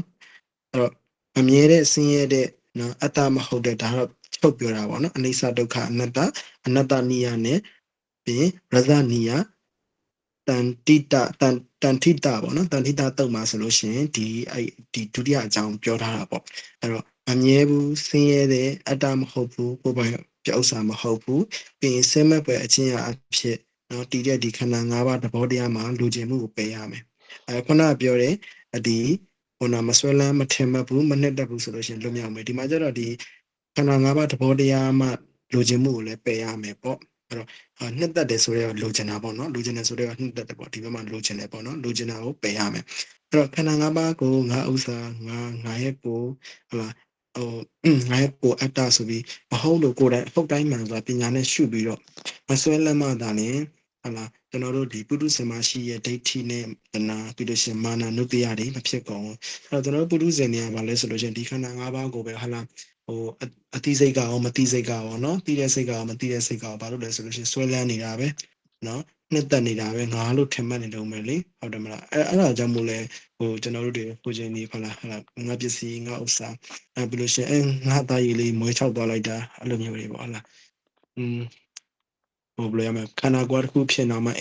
အချစ်တော်လေးပဲဖြစ်သွားပြီလည်းမသိဘူးဆိုတဲ့ပုံစံမျိုးပေါ့နော်အဲ့တော့ငါလို့ထင်မှတ်နေတော့ဒီတစ်ခုခုလောက်လိုက်တာငါလို့ပဲမှတ်နေတာဟုတ်ဒါကျွန်တော်တို့ပုထုဇဉ်ရဲ့ဒိဋ္ဌိတွေပေါ့အဲ့တော့တဏှာဆိုတာကတော့ဟာအခုချိန်ကြီးလိုချင်နေတော့မယ်ဒီအသားရည်လေးလှအောင်ဘယ်လိုလုပ်အောင်မလဲဒီခန္ဓာကိုယ်ကိုနောက်ထပ်တည်တံ့အောင်ဘယ်လိုထပ်လုပ်အောင်မလဲဆိုရက်နော်လူချင်းတက်မှတ်မှုတဏှာတွေပြီးလို့ရှိရင်မာနနုတ္တိယဆိုရက်ငါလို့သတိတက်တဲ့မာနနုတ္တိယတွေပေါ့အဲ့တော့အဲ့ဒီဥစ္စာတွေကိုခန္ဓာ၅ပါးဟုတ်တိုင်းမှန်စွာပညာနဲ့ရှုရဆိုလို့ရှိရင်ခုနကပြောတဲ့ဒိဋ္ဌိတဏှာမာနနုတ္တိယတွေမဖြစ်ကုန်တော့အဲ့လိုမဖြစ်တဲ့ခါကြလို့ရှိရင်မဖြစ်လဲဆိုလို့ရှိရင်ကိလေသာကနေကောင်းစွာလွတ်မြောက်တဲ့စိတ်ဖြစ်တယ်ဆိုပြီးတော့ရာဒနဲ့သူရာဒတုံမှာပြောထားတယ်ပေါ့နော်အဲ့တော့အားလုံးပေါက်လို့ဆိုလို့ရှိရင်ဒါ10တုပ်ပေါ့နော်ဒီတုပ်တိုင်းမှာဒီပြန်ချုပ်လိုက်မယ်10တုပ်လုံးပြန်ချုပ်လိုက်မယ်ဆိုရင်ဒီslide တစ်ခုပဲရှိပါတယ်အဓိကကတော့အမြဲဘူးဆင်းရဲတဲ့အတ္တမဟုတ်ဘူးကိုယ်ပိုင်ခန္ဓာမဟုတ်ကိုယ်ပိုင်ဥစ္စာမဟုတ်ဘူးဆဲမဲ့ပွဲအချင်းအဖြစ်တည်တဲ့ဒီခန္ဓာ၅ပါးသဘောတရားမှာနော်ဆွဲလန်းနေချမှတ်တယ်အလုံးနဲ့တက်တယ်ဆိုလို့ရှိရင်မန်ကနောင်ဖွဲ့တတ်တယ်အဲ့တော့အဲ့ပုံမှာလဲလူချင်းမှုကိုမပယ်ဘူးဆိုလို့ရှိရင်လည်းဘာဖြစ်တယ်လဲဆိုလို့ရှိရင်အဲ့တော့ဒီဒိဋ္ဌိတွေတဏှာတွေမာနနုတ္တိယတွေဖြစ်တယ်ပြီးလို့ရှိရင်ငါဥစ္စာငါရဲ့ကိုအတ္တတွေမဟုတ်ဘူးဟုတ်တယ်လို့အဲ့လိုထင်မှတ်နေတယ်ဆိုလို့ရှိရင်လည်းဒိဋ္ဌိတွေတဏှာတွေမာနနုတ္တိယတွေဖြစ်တယ်ခုနကလည်းမျိုးပေါ့နော်ဒီမမြဲဘူးဆင်းရဲတဲ့အတ္တမဟုတ်ဘူးကိုယ်ပိုင်ဥစ္စာမဟုတ်ဘူးပဲနဲ့ဆမဖယ်ခြင်းအနေပြည့်နေတဲ့ဒီခန္ဓာ၅ပါးကိုနော်မဆွဲလန်းမှုမထင်မှတ်ဘူးမနှစ်သက်ဘူးဆိုလို့ရှိရင်မန်ပေါင်းကနေလွတ်တယ်အဲ့တော့မန်ပေါင်းလွတ်ပြီးတဲ့ခါကျလို့ရှိရင်ဘာဖြစ်လဲဆိုလိုချင်မှုကိုလည်းပယ်ရမယ်ခုနကပြောတဲ့ဟုတ်လားဘာဥစ္စာငါရဲ့ကိုအတ္တမဟုတ်ဘူးဆိုပြီးတော့ဟုတ်တိုင်းမှန်ဆိုပညာနဲ့ရှုလို့ရှိရင်လည်းဒိဋ္ဌိနဲ့တဏှာတဏှာဝဲဩခရက်ကိုနော်လဲစီတတ်တဲ့ဒိဋ္ဌိတဏှာမာနုတ္တိယကိုလည်းမဖြစ်ကုန်ဒီတဲ့ခါကျတော့ဘာဖြစ်မယ်ဆိုလို့ရှိရင်ကိလေသာမှာကောင်းစွာလွတ်မြောက်တဲ့စိတ်ဖြစ်တယ်ဆိုပြီးတော့ရဟန္တာဝတ်မှာနော်ပြောထားတယ်ပေါ့နော်လမ်းညွန်ပြသထားပြီးတယ်ပေါ့အဲ့တော့ဒီအရဟန္တာဝတ်မှာဆိုလို့ရှိရင်ဒီမှာပြောရမယ်ဆိုလို့ရှိရင်ဒီဝတ်မှာပါတဲ့နော်ဒီတုတ်တွေထဲကယဟန္တာများကဒီအတိတိတရားတွေနာကြားရပြီးတဲ့အခါကျတော့နိဗ္ဗာန်ကိုဆင်လွတ်တော်စိတ်ရှိသည်ဖြစ်၍တဲ့မကြမီမှာပဲခုနပြောနော်ယဟန်ကိစ္စပြီးမြောက်ကုန်ကြတယ်ပေါ့နော်ဒါကြောင့်မလို့ယဟန္တာတို့တွေအပါဝင်ဖြစ်ကြလေသည်ဆိုခုနတုတ်တိုင်းမှာဒီမှာဥပါဒိယမာနမှာလည်းယဟန်တစ်ပါးရှိတယ်သူလည်းဒီတရားကိုရပြီးတော့ယဟန္တာဖြစ်သွားတယ်အဲ့ဒါမညမနတုတ်မှာလည်းယဟန်တစ်ပါးရှိတယ်သူလည်းပဲဒီတရားနဲ့ပဲစိတ်ဉာဏ်ကိုတွားပြီးတော့ဒီတရားကိုကျင့်ကြံတဲ့အခါကျတော့နိဗ္ဗာန်ကိုစိတ်တဲ့စိတ်နဲ့ပဲဖြစ်တယ်ဆိုလို့ရှိရင်နိဗ္ဗာန်ကိုရောက်ပြီးတော့ယဟန္တာဖြစ်သွားတယ်ပေါ့နော်အပိနန္ဒမာနမှာလည်းဒီတိုင်းပဲအနိစ္စဒုက္ခအနတ္တနိယတုတ်ပြီးလို့ရှိရင်ရာဇနိယတန်ထိတတုတ်ပြီးလို့ရှိရင်ရာဒဆိုတဲ့အရှင်ရာဒပြီးသူရာဒဆိုတဲ့အရှင်သူရာဒပေါ့နော်ဒီလိုအဲ့ယဟန်နေအကုန်လုံးကသူတရားအတိအနဲ့သူပြန်လဲပြီးတော့စိတ်ဉာဏ်ကိုတွားပြီးတော့ပြန်လဲအထုတဲ့ခါကျတော့ဘာဖြစ်လဲဆိုလို့ရှိရင်ယဟန္တာအတိတွေဖြစ်ပုံပြီးတော့ယဟန္တာအဖွဲ့ဝင်ဖြစ်သွားတယ်ပေါ့နော်အဲ့တော့ဒီကျွန်တော်ရဲ့အရဟန္တာဝတ်ကတော့ဒီမှာပြင်မဲ့အပြီးပါပြီပေါ့နော်ဒါကျွန်တော်တူတူလေးပါပဲကျွန်တော်အရဟန္တာဝတ်ကဘယ်တော့မှမရှိဘူးနော် အဲ့မှာကိုထွန်းလင်းကြားလား ဟုတ်ကဲ့ အဲ့မှာတစ်ခုပေါ့နော်သတိထားမိရပါလဲဆိုတော့ကိုထွန်းလင်းပြောသလိုပဲဒီတုတ်တန်အားလုံးရဲ့နောက်ဆုံးမှာဒီယဟန်တွေကအကုန်လုံးယဟန်နာဖြစ်ကုန်တယ်ဆိုပြီးပြောတယ်အဲ့ဒီရှေ့မှာလေကျွန်တော်နောက်တစ်ခုတွေ့မိတာပါလဲဆိုတော့ ဒီယဟန်တွေအကုန်လုံးကတရားတောင်းတာသူတို့ယဟန်နာဖြစ်ခါနီးမှာတရားတောင်းတဲ့ဒေသနာတော်တွေကြီးပဲတတိထမြောက်စာမှာ10တုပ်ရှိတဲ့ညမှာ8တုပ်ပေါ့နော်နံပါတ်1တုပ်ကနေနံပါတ်8အထိနောက်9နဲ့10ပေါ့ဒီရာဓတုပ်နဲ့သူရာဓတုပ်ကလွဲကျန်တဲ့တုပ်တာအကုန်လုံးမှာဘာတွေ့ရလဲဆိုတော့မြတ်စွာဘုရားအကျဉ်းတရားဟောလိုက်တယ်ဥပမာပထမဆုံးတုပ်မှာဆိုလို့ရှိရင်ယဟန်ဆွဲလန်းမယ်ဆိုရင်မနတ်တိနှံဖွဲ့မယ်မဆွဲလန်းဘူးဆိုရင်မန်ကနေလွတ်မြောက်မယ်အဲ့လိုအကျဉ်းဟောလိုက်တာအဲ့ဒါကိုဘယ်လိုမျိုးတုံ့ပြန်လဲဆိုတော့ဘုန်းတော်ကြီးတော်မြတ်စွာဘုရားသိပါပြီကောင်းသောစကားဆိုတော်မူတဲ့မြတ်စွာဘုရားသိပါပြီကိုရှောက်မြတ်စွာဘုရားကျွန်တော်နားလဲပါပြီတပည့်တော်နားလဲပါပြီဆိုပြီးရှောက်တယ်အဲ့ဒီတပည့်တော်နားလဲပါပြီဘုရားဆိုတာနံပါတ်1တုံးမှာရော2တုံးမှာရော3 1 2 3 4 5 6 9 8နံပါတ်8တုံးထိတွေ့ရတယ်အဲ့တော့ပညာဉာဏ်တော်တော်ရင့်တန်ပြီးတော့ယဟန္တာပုဂ္ဂိုလ်ကြီးတွေဖြစ်တယ်ဆိုပြီးတော့ယဟန္တာပုဂ္ဂိုလ်လောင်းပေါ့နော်အဲ့လိုပြောမှာပေါ့အဲ့လေးတစ်ခုတွေ့ရပါတယ်အဲ့လိုမျိုးပြန်ပြီးတုံ့ပြန်တာတိတ်မတွေ့ရအောင်နော်ဘုန်းတော်ကြီးတော်မြတ်စွာဘုရားကျွန်တော်သိပါပြီတပည့်တော်သိပါပြီဘုရားဆိုပြီးတော့ပြန်ပြီးရှောက်တယ်လားအဲ့ဒါလေးတွေ့ရတယ်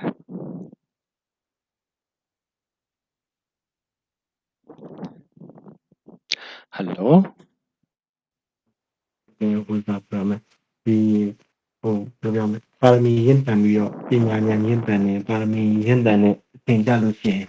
သူချင်းသူခံရောက်လို့ရှိရင်ဘယ်လိုမဆိုပေါ့နော်အဲ့လိုမျိုးပေါ့ကျွတ်တင်ကျွတ်ထိုက်သွားတယ်မြတ်စွာဘုရားဒီပါရမီရင့်တန်နေတဲ့သူတွေကိုအဓိကထားပြီးတော့ပြောမယ်ဖြစ်တဲ့ချေချွတ်တဲ့သဘောပဲပေါ့နော်အဓိကအဲ့ပေါ်ပါရမီမရင်တန်မဲနဲ့ပညာမရင်တန်မဲနဲ့လည်းဒီဟောတဲ့တရားဘာမှနားလည်မှာမဟုတ်ဘူးလေဒီလိုပါရမီရင်တန်ပြီးပညာရင်တန်နေလို့ဒါမြတ်စွာဘုရားတို့ဟောတာတော့မှအကျယ်တပွင့်နားလည်နိုင်တယ်ဆိုတဲ့ဥစ္စာတွေကဒီသူတို့ရဲ့ပညာဉာဏ်ဘယ်လောက်ကြီးကြီးရနေလဲဆိုတာကိုသိတာတယ်ပေါ့နော်ပြန်ပြီးတော့မေးတယ်မြတ်စွာဘုရားဟုတ်ပြီမင်းနားလဲတာတော့ဟုတ်ပြီဘယ်လိုနားလဲတာတော့ဆိုပြီးတော့ပြန်ပြီးမေးတယ်ပေါ့နော်အဲ့မှာပြန်ပြီးရှင်းပြအဲ့မှာယဝိဒနာတင်ညာသင်္ခါရတစ်ချက်ချင်းစီသူတို့ပြန်ရှင်းတဲ့ဥစ္စာမှာမြတ်စွာဘုရားမှန်တယ်ပြန်ပြီးတော့အတည်ပြုပေးတာပေါ့နော်အဲ့ဒါလေးတွေ့မိပါတယ်ဟုတ်ကဲ့ပါကဲပါဆက်ကျွန်တော်တုတ်တန်ပိုင်းရတော့ပြီးပါပြီ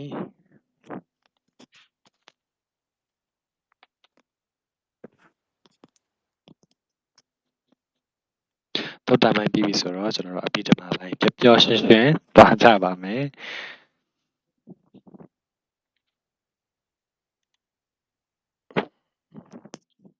စခရင်ပြန်ရှင်းလိုက်ပါမယ်နော်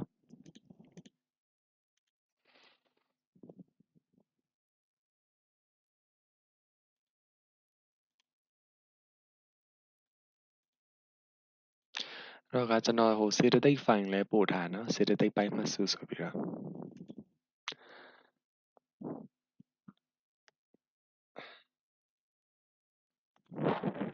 ဒီတခါတော့ slide လေးနည်းပါသေးတယ်အဲ့တော့ကကျွန်တော်တို့စေတသိက်ပိုင်းစပြီးလေ့လာတော့မယ်ဆိုတော့ရှေ့ဆုံးကျွန်တော်တို့အဘိဓမ္မာစချင်းမှာပရမတ္ထတရား၄ပါးဆိုပြီးတော့ပြောခဲ့ပါတော့အဲ့ဒါတွေကပြန်ပြီးတော့နှွှေ့ကြည့်မယ်ဆိုလို့ရှိရင်ပရမတ္ထတရား၄ပါးဆိုတာကစိတ်စေတသိက်ယုံနိဗ္ဗာန်ဆိုပြီးတော့ပေါ့နော်စိတ်စေတသိက်ယုံနိဗ္ဗာန်ဆိုပြီး၄မျိုးရှိအဲ့မှာကျွန်တော်စိတ်ပိုင်းပြီးသွားပြီစိတ်ပိုင်းထဲမှာစိတ်ကဘုံအပြားအဖြစ်ဆိုရင်ဘယ်နှမျိုးเนาะဇံအပြားအဖြစ်ဆိုဘယ်နှမျိုးစိတ်ပိုင်းကျွန်တော်တို့ဆွေးနွေးလေ့လာပြီးသွားပြီစိတ်အကျဉ်း89စိတ်ကျဲ121ခုကြောင့်တော်တော်လေးလေ့လာခဲ့ပြီ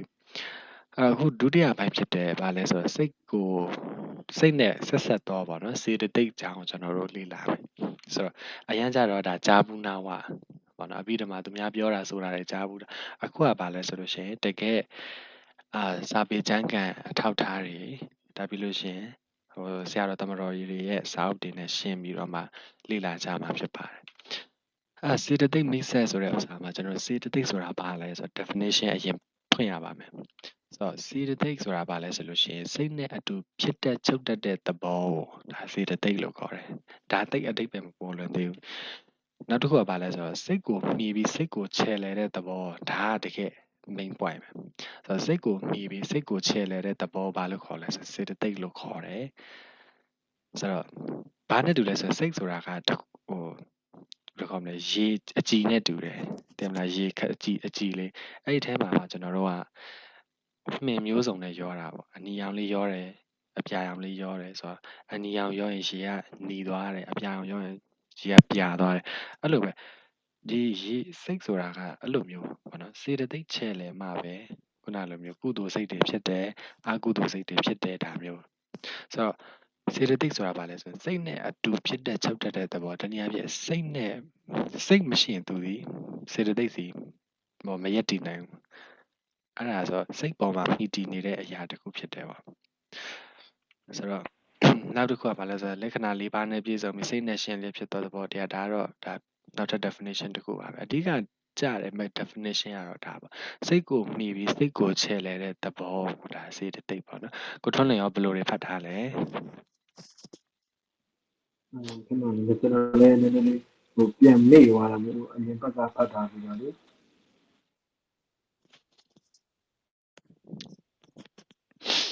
ကဲပါdefinition ဟုတ်ကြားရတယ်ဟိုသူကတော့ဘာလို့ဆိုလို့ရှိရင်ဒီလက္ခဏာ၄ပါးထားတဲ့အကြောင်းအရာဘာလို့ဆိုလို့ရှိရင်ဒီစေတသိက်ကိုတခြားသောအရာတွေနဲ့ရောထွေးသွားမှာဆိုလို့ပေါ့နော်အဲဒါကြောင့်မလို့ဒီစေတသိက်ကိုဒီလက္ခဏာ၄ပါးနဲ့ပေါ့နော်ရှယ်ပြီးတော့ပြန်ပြီးပြောတာတော့စေတသိက်မှာလက္ခဏာတွေရှိကြောင်းဆိုဟိုဘာလို့လဲဆိုလို့ရှိရင်ကျွန်တော်တို့ဒီစိတ်ကိုနှိမ့်ပြီးဖြစ်ရတဲ့ရုပ်တွေရှိတယ်လေဆိုတော့ကမ္မဇာယုတ်တို့စိတ်တစားယုတ်တို့ဆိုတဲ့ဒီစေတောယုတ်တာတွေနော်အဲ့ဒါတွေလည်းရှိတဲ့ခါကျတော့ဒါကြောင့်မလို့သူကဒီလက္ခဏာတွေပြန်ပြရတယ်ဆိုပြီးတော့ပြောတာပေါ့နော်ဘာလို့လဲဆိုတော့သူကဟိုဒီစေတသိက်ကလည်းစိတ်ကိုပြီးရတာပဲကိုစိတ်ကိုပြီးဖြစ်ရတဲ့ဒီဆိုတော့ဒီကမ္မဇာယုတ်နဲ့စိတ်တစားယုတ်ဆိုတဲ့ဥစ္စာကိုလည်းပဲပြန်ပြီးတော့ဒါဆိုလို့ရှိရင်စေတသိက်ကကမ္မဇာယုတ်တို့စိတ္တဇာယုတ်တို့ဖြစ်မနေဘူးလားအဲ့လိုမျိုးတွေပေါ့နော်ဒီလိုမျိုးမဖြစ်အောင်လို့လက္ခဏာ၄ပါးတက်တယ်လို့ဒီမှာတော့ဆရာတော်ဘုရားရသူတော့ပြောတယ်ပေါ့နော် တနည်းအားဖြင့်ဒါရောထွေးမှာဆိုလို့ဒါကိုလက္ခဏာ၄ပါးဆိုပြီးတော့လောက်ရခြင်းသဘောပေါ့နော်အမှန်မှဒါ definition နဲ့တင်ပြည့်စုံတယ်ဒါစိတ်ကိုမြည်ပြီးစိတ်ကိုချဲ့လဲတဲ့သဘောပေါ့နော်အဲ့တော့ကျွန်တော်တို့လက္ခဏာဆိုတဲ့ဥစ္စာမှာစေတသိက်လက္ခဏာ၄ပါးဒါပထမဆုံး topic ကျွန်တော်ကြည့်ကြရအောင်စေတသိက်လက္ခဏာကဟိုဆရာတော်တမတော်ကြီးတွေထွင်ထားမှာပဲနဲ့ရှန်နုရုဒ္ဓရေးတဲ့ပေါ့နော်တကယ်ဗိဓမထသင်္ကာဟသင်္ကြိုကျမ်းထဲမှာဟိုကပါတဲ့အပိုက်ပေါ့နော်ပထမဆုံးအပိုက်အဲ့ဒါပါလဲဆိုတော့ဒါ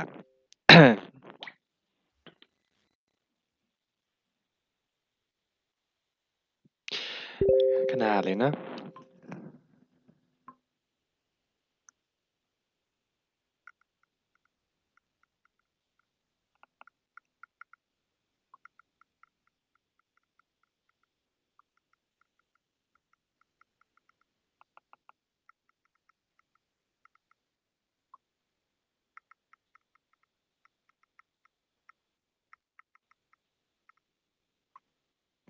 โอเคဟုတ်ကဲ့ပါ sorry ခဏအဲ့တော့ကျွန်တော်တို့ဒီထဲမှာပါတဲ့ဥစ္စာပေါ့နော်တကယ်ဒီရှင်နုရုဒ္ဓရဲ့စာပိုက်ထဲမှာဧကုပ္ပါဒဧကာနိရောဓဒါတွေပါဆိုတော့စေတသိက်လက္ခဏာ၄ပါးကိုကျွန်တော်တို့ကြည့်မယ်ဆိုရင်သူ့အဓိပ္ပာယ်ဧကုပ္ပါဒဧကာနိရောဓဧကာရမဏနဲ့ဧကဝတ္ထုကဒါပေါ့ဆိုတော့ဧကုပ္ပါဒဆိုတော့ဥပါဒအတူတူဖြစ်တာဟောတာစိတ်နဲ့အတူဖြစ်ခြင်းဒါဧကုပ္ပါဒ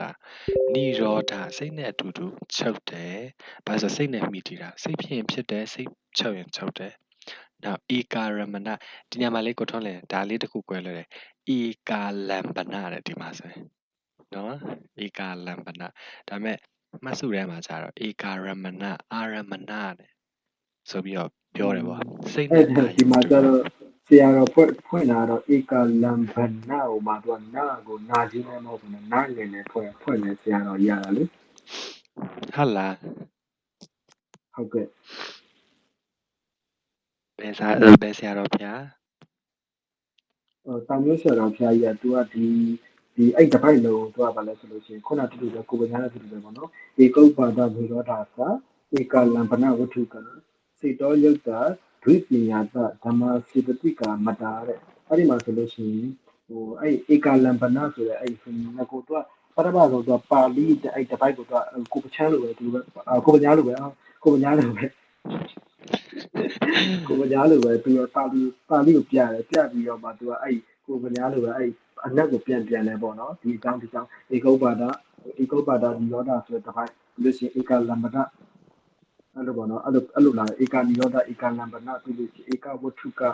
အဲ့လိုပေါ့သူဧကဝတ္ထုကဆိုပါပေါ့နော်ဧကလမ္ပဒဆိုပါပေါ့အဲ့လိုမျိုးပြန်ခွဲတယ်ပေါ့နော်သူအဲ့ဒီမှာလေသူလမ္ပဒမှာနာငယ်ပဲလာတယ်ပေါ့နော်ဧကရမဏလို့မပြောဘူးတဲ့ဧကလမ္ပဒပဲပြောတယ်ဘာလို့လဲဆိုလို့ရှိရင်တရှိမှာပြောထားတဲ့ဒီဧကုပ္ပါဒဧကနိရောဓဆိုတဲ့ဒီနှစ်ခုတည်းနဲ့ဘာလို့စေတသိက်ကမဖြစ်ရတာဒီမဖြစ်သေးရလဲဆိုလို့ရှိရင်ဟိုတချို့ဒီခုနပြောတဲ့စိတ်အစားရုပ်ဒီကမ္မစားရုပ်ဒီအားကြတော့သူဟိုစိတ်အစားရုပ်ဒီကမ္မစားရုပ်ဒီကတော့ဧကနိရောဓမှာပြီးသွားတယ်ဧကနိရောဓကဟိုစိတ်နဲ့အတူချုပ်တယ်ပေါ့နော်စိတ်နဲ့အတူချုပ်မှလည်းဒါစိတ်ကခုနစိတ်တခဏ16ချက်ကြာမှချုပ်တာကြောင့်မလို့ဧကနိရောဓမဖြစ်နိုင်ဘူးဆိုပြီးတော့ဒီမှာတစ်ချက်ပြောတယ်ဟိုဧကလမ္ပနာကျတော့ဗာလဲဆိုလို့ရှိရင်ဟုတ်ပြီစိတ်ချုပ်တယ်လိုက်ချုပ်တယ်စိတ်ဖြစ်လိုက်ဖြစ်တယ်ဆိုလို့ရှိရင်ဝိညာဉ်တွေတွေရောဒါဧကနော်စေတသိက်တွေမပါဘူးလားဆိုလို့ရှိရင်မပါဘူးတဲ့ခုနအဲ့ဝိညာဉ်တွေနဲ့ဒီကမ္မစစိတ်တကလို့ကနော်အဲ့ဒါစိတ်စေတသိက်ဘာလို့ဖြစ်ရလဲဆိုလို့ရှိရင်သူကဟိုစိတ်လိုမျိုးတူတဲ့အာယုံမယူတဲ့အတွက်ကြောင့်မလို့ပေါ့နော်တူတဲ့အာယုံတူမယူတဲ့အတွက်ကြောင့်မလို့ဒီထဲမှာစိတ်တကတည်းမှာမဟုတ်စေတသိက်တွေမှာမထည့်ပါဘူးဆိုပြီးတော့ပြောတာပေါ့နော်တနည်းအားဖြင့်ဒီရှေ့နှစ်ချက်လေးပြောရုံနဲ့မလုံလောက်ဘူးဒါစေတသိက်လက္ခဏာမှာဘာလဲဆိုတော့တခြားသောဒီတရားပေါ့နံတရားတွေမှာနံတရားရုပ်တရားတွေမှာကြတော့ခုနလိုမျိုးစိတ်နဲ့အတူဖြစ်တယ်စိတ်နဲ့အတူချုပ်တယ်ဆိုတာဒီတခြားသောနံတရားတွေမှာလည်းစိတ်နဲ့အတူဖြစ်စိတ်နဲ့အတူချုပ်တာရှိနေတာပဲရှိနေတာပဲအဲ့တော့တကယ်တမ်းစေတသိက်ပါဆိုပြီးပြချင်ရင်နောက်ထပ်နံပါတ်3ချက်နဲ့နံပါတ်4ချက်ကိုပါဆက်ပြီးပြောရတယ်ပေါ့စိတ်နဲ့အာယုံတူမယ်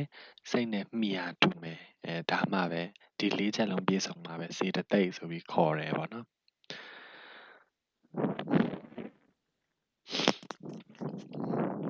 โอเคအဲ့တော့ကျွန်တော်တို့နောက်တော့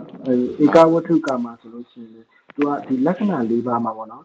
နှစ်ပါးပြည့်ရရင်မဟုတ်လားသုံးပါးပြည့်ရရင်မဟုတ်လားနောက်ထပ်ဒီလက္ခဏာကနောက်ထပ်တစ်ပါးပြီးတာနောက်ထပ်လိုက်တယ်ပေါ့ပြောချင်တာတစ်ပါးဖွင့်ပြီးတိုင်းဒုတိယတစ်ပါးဒုတိယတစ်ပါးပထမတစ်ပါးနဲ့မပြည့်စုံလားမပြည့်စုံဘာလို့လဲတူရရှိသေးလို့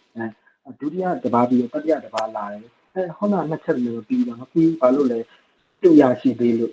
အဲ့လိုတော့နော်အဲ့တော့ဧကဝတ္ထုကမှာပြီးတယ်ပေါ့နော်ဧကဝတ္ထုကဆိုလို့ရှိရလက္ခဏာ3ပါးနဲ့မပြည့်စုံဘူးလားမပြည့်စုံဘူးတဲ့ဟိုဘာလို့လဲဆိုလို့ရှိရင်သူကမိယာတူတဲ့အခါကျတော့ရှင်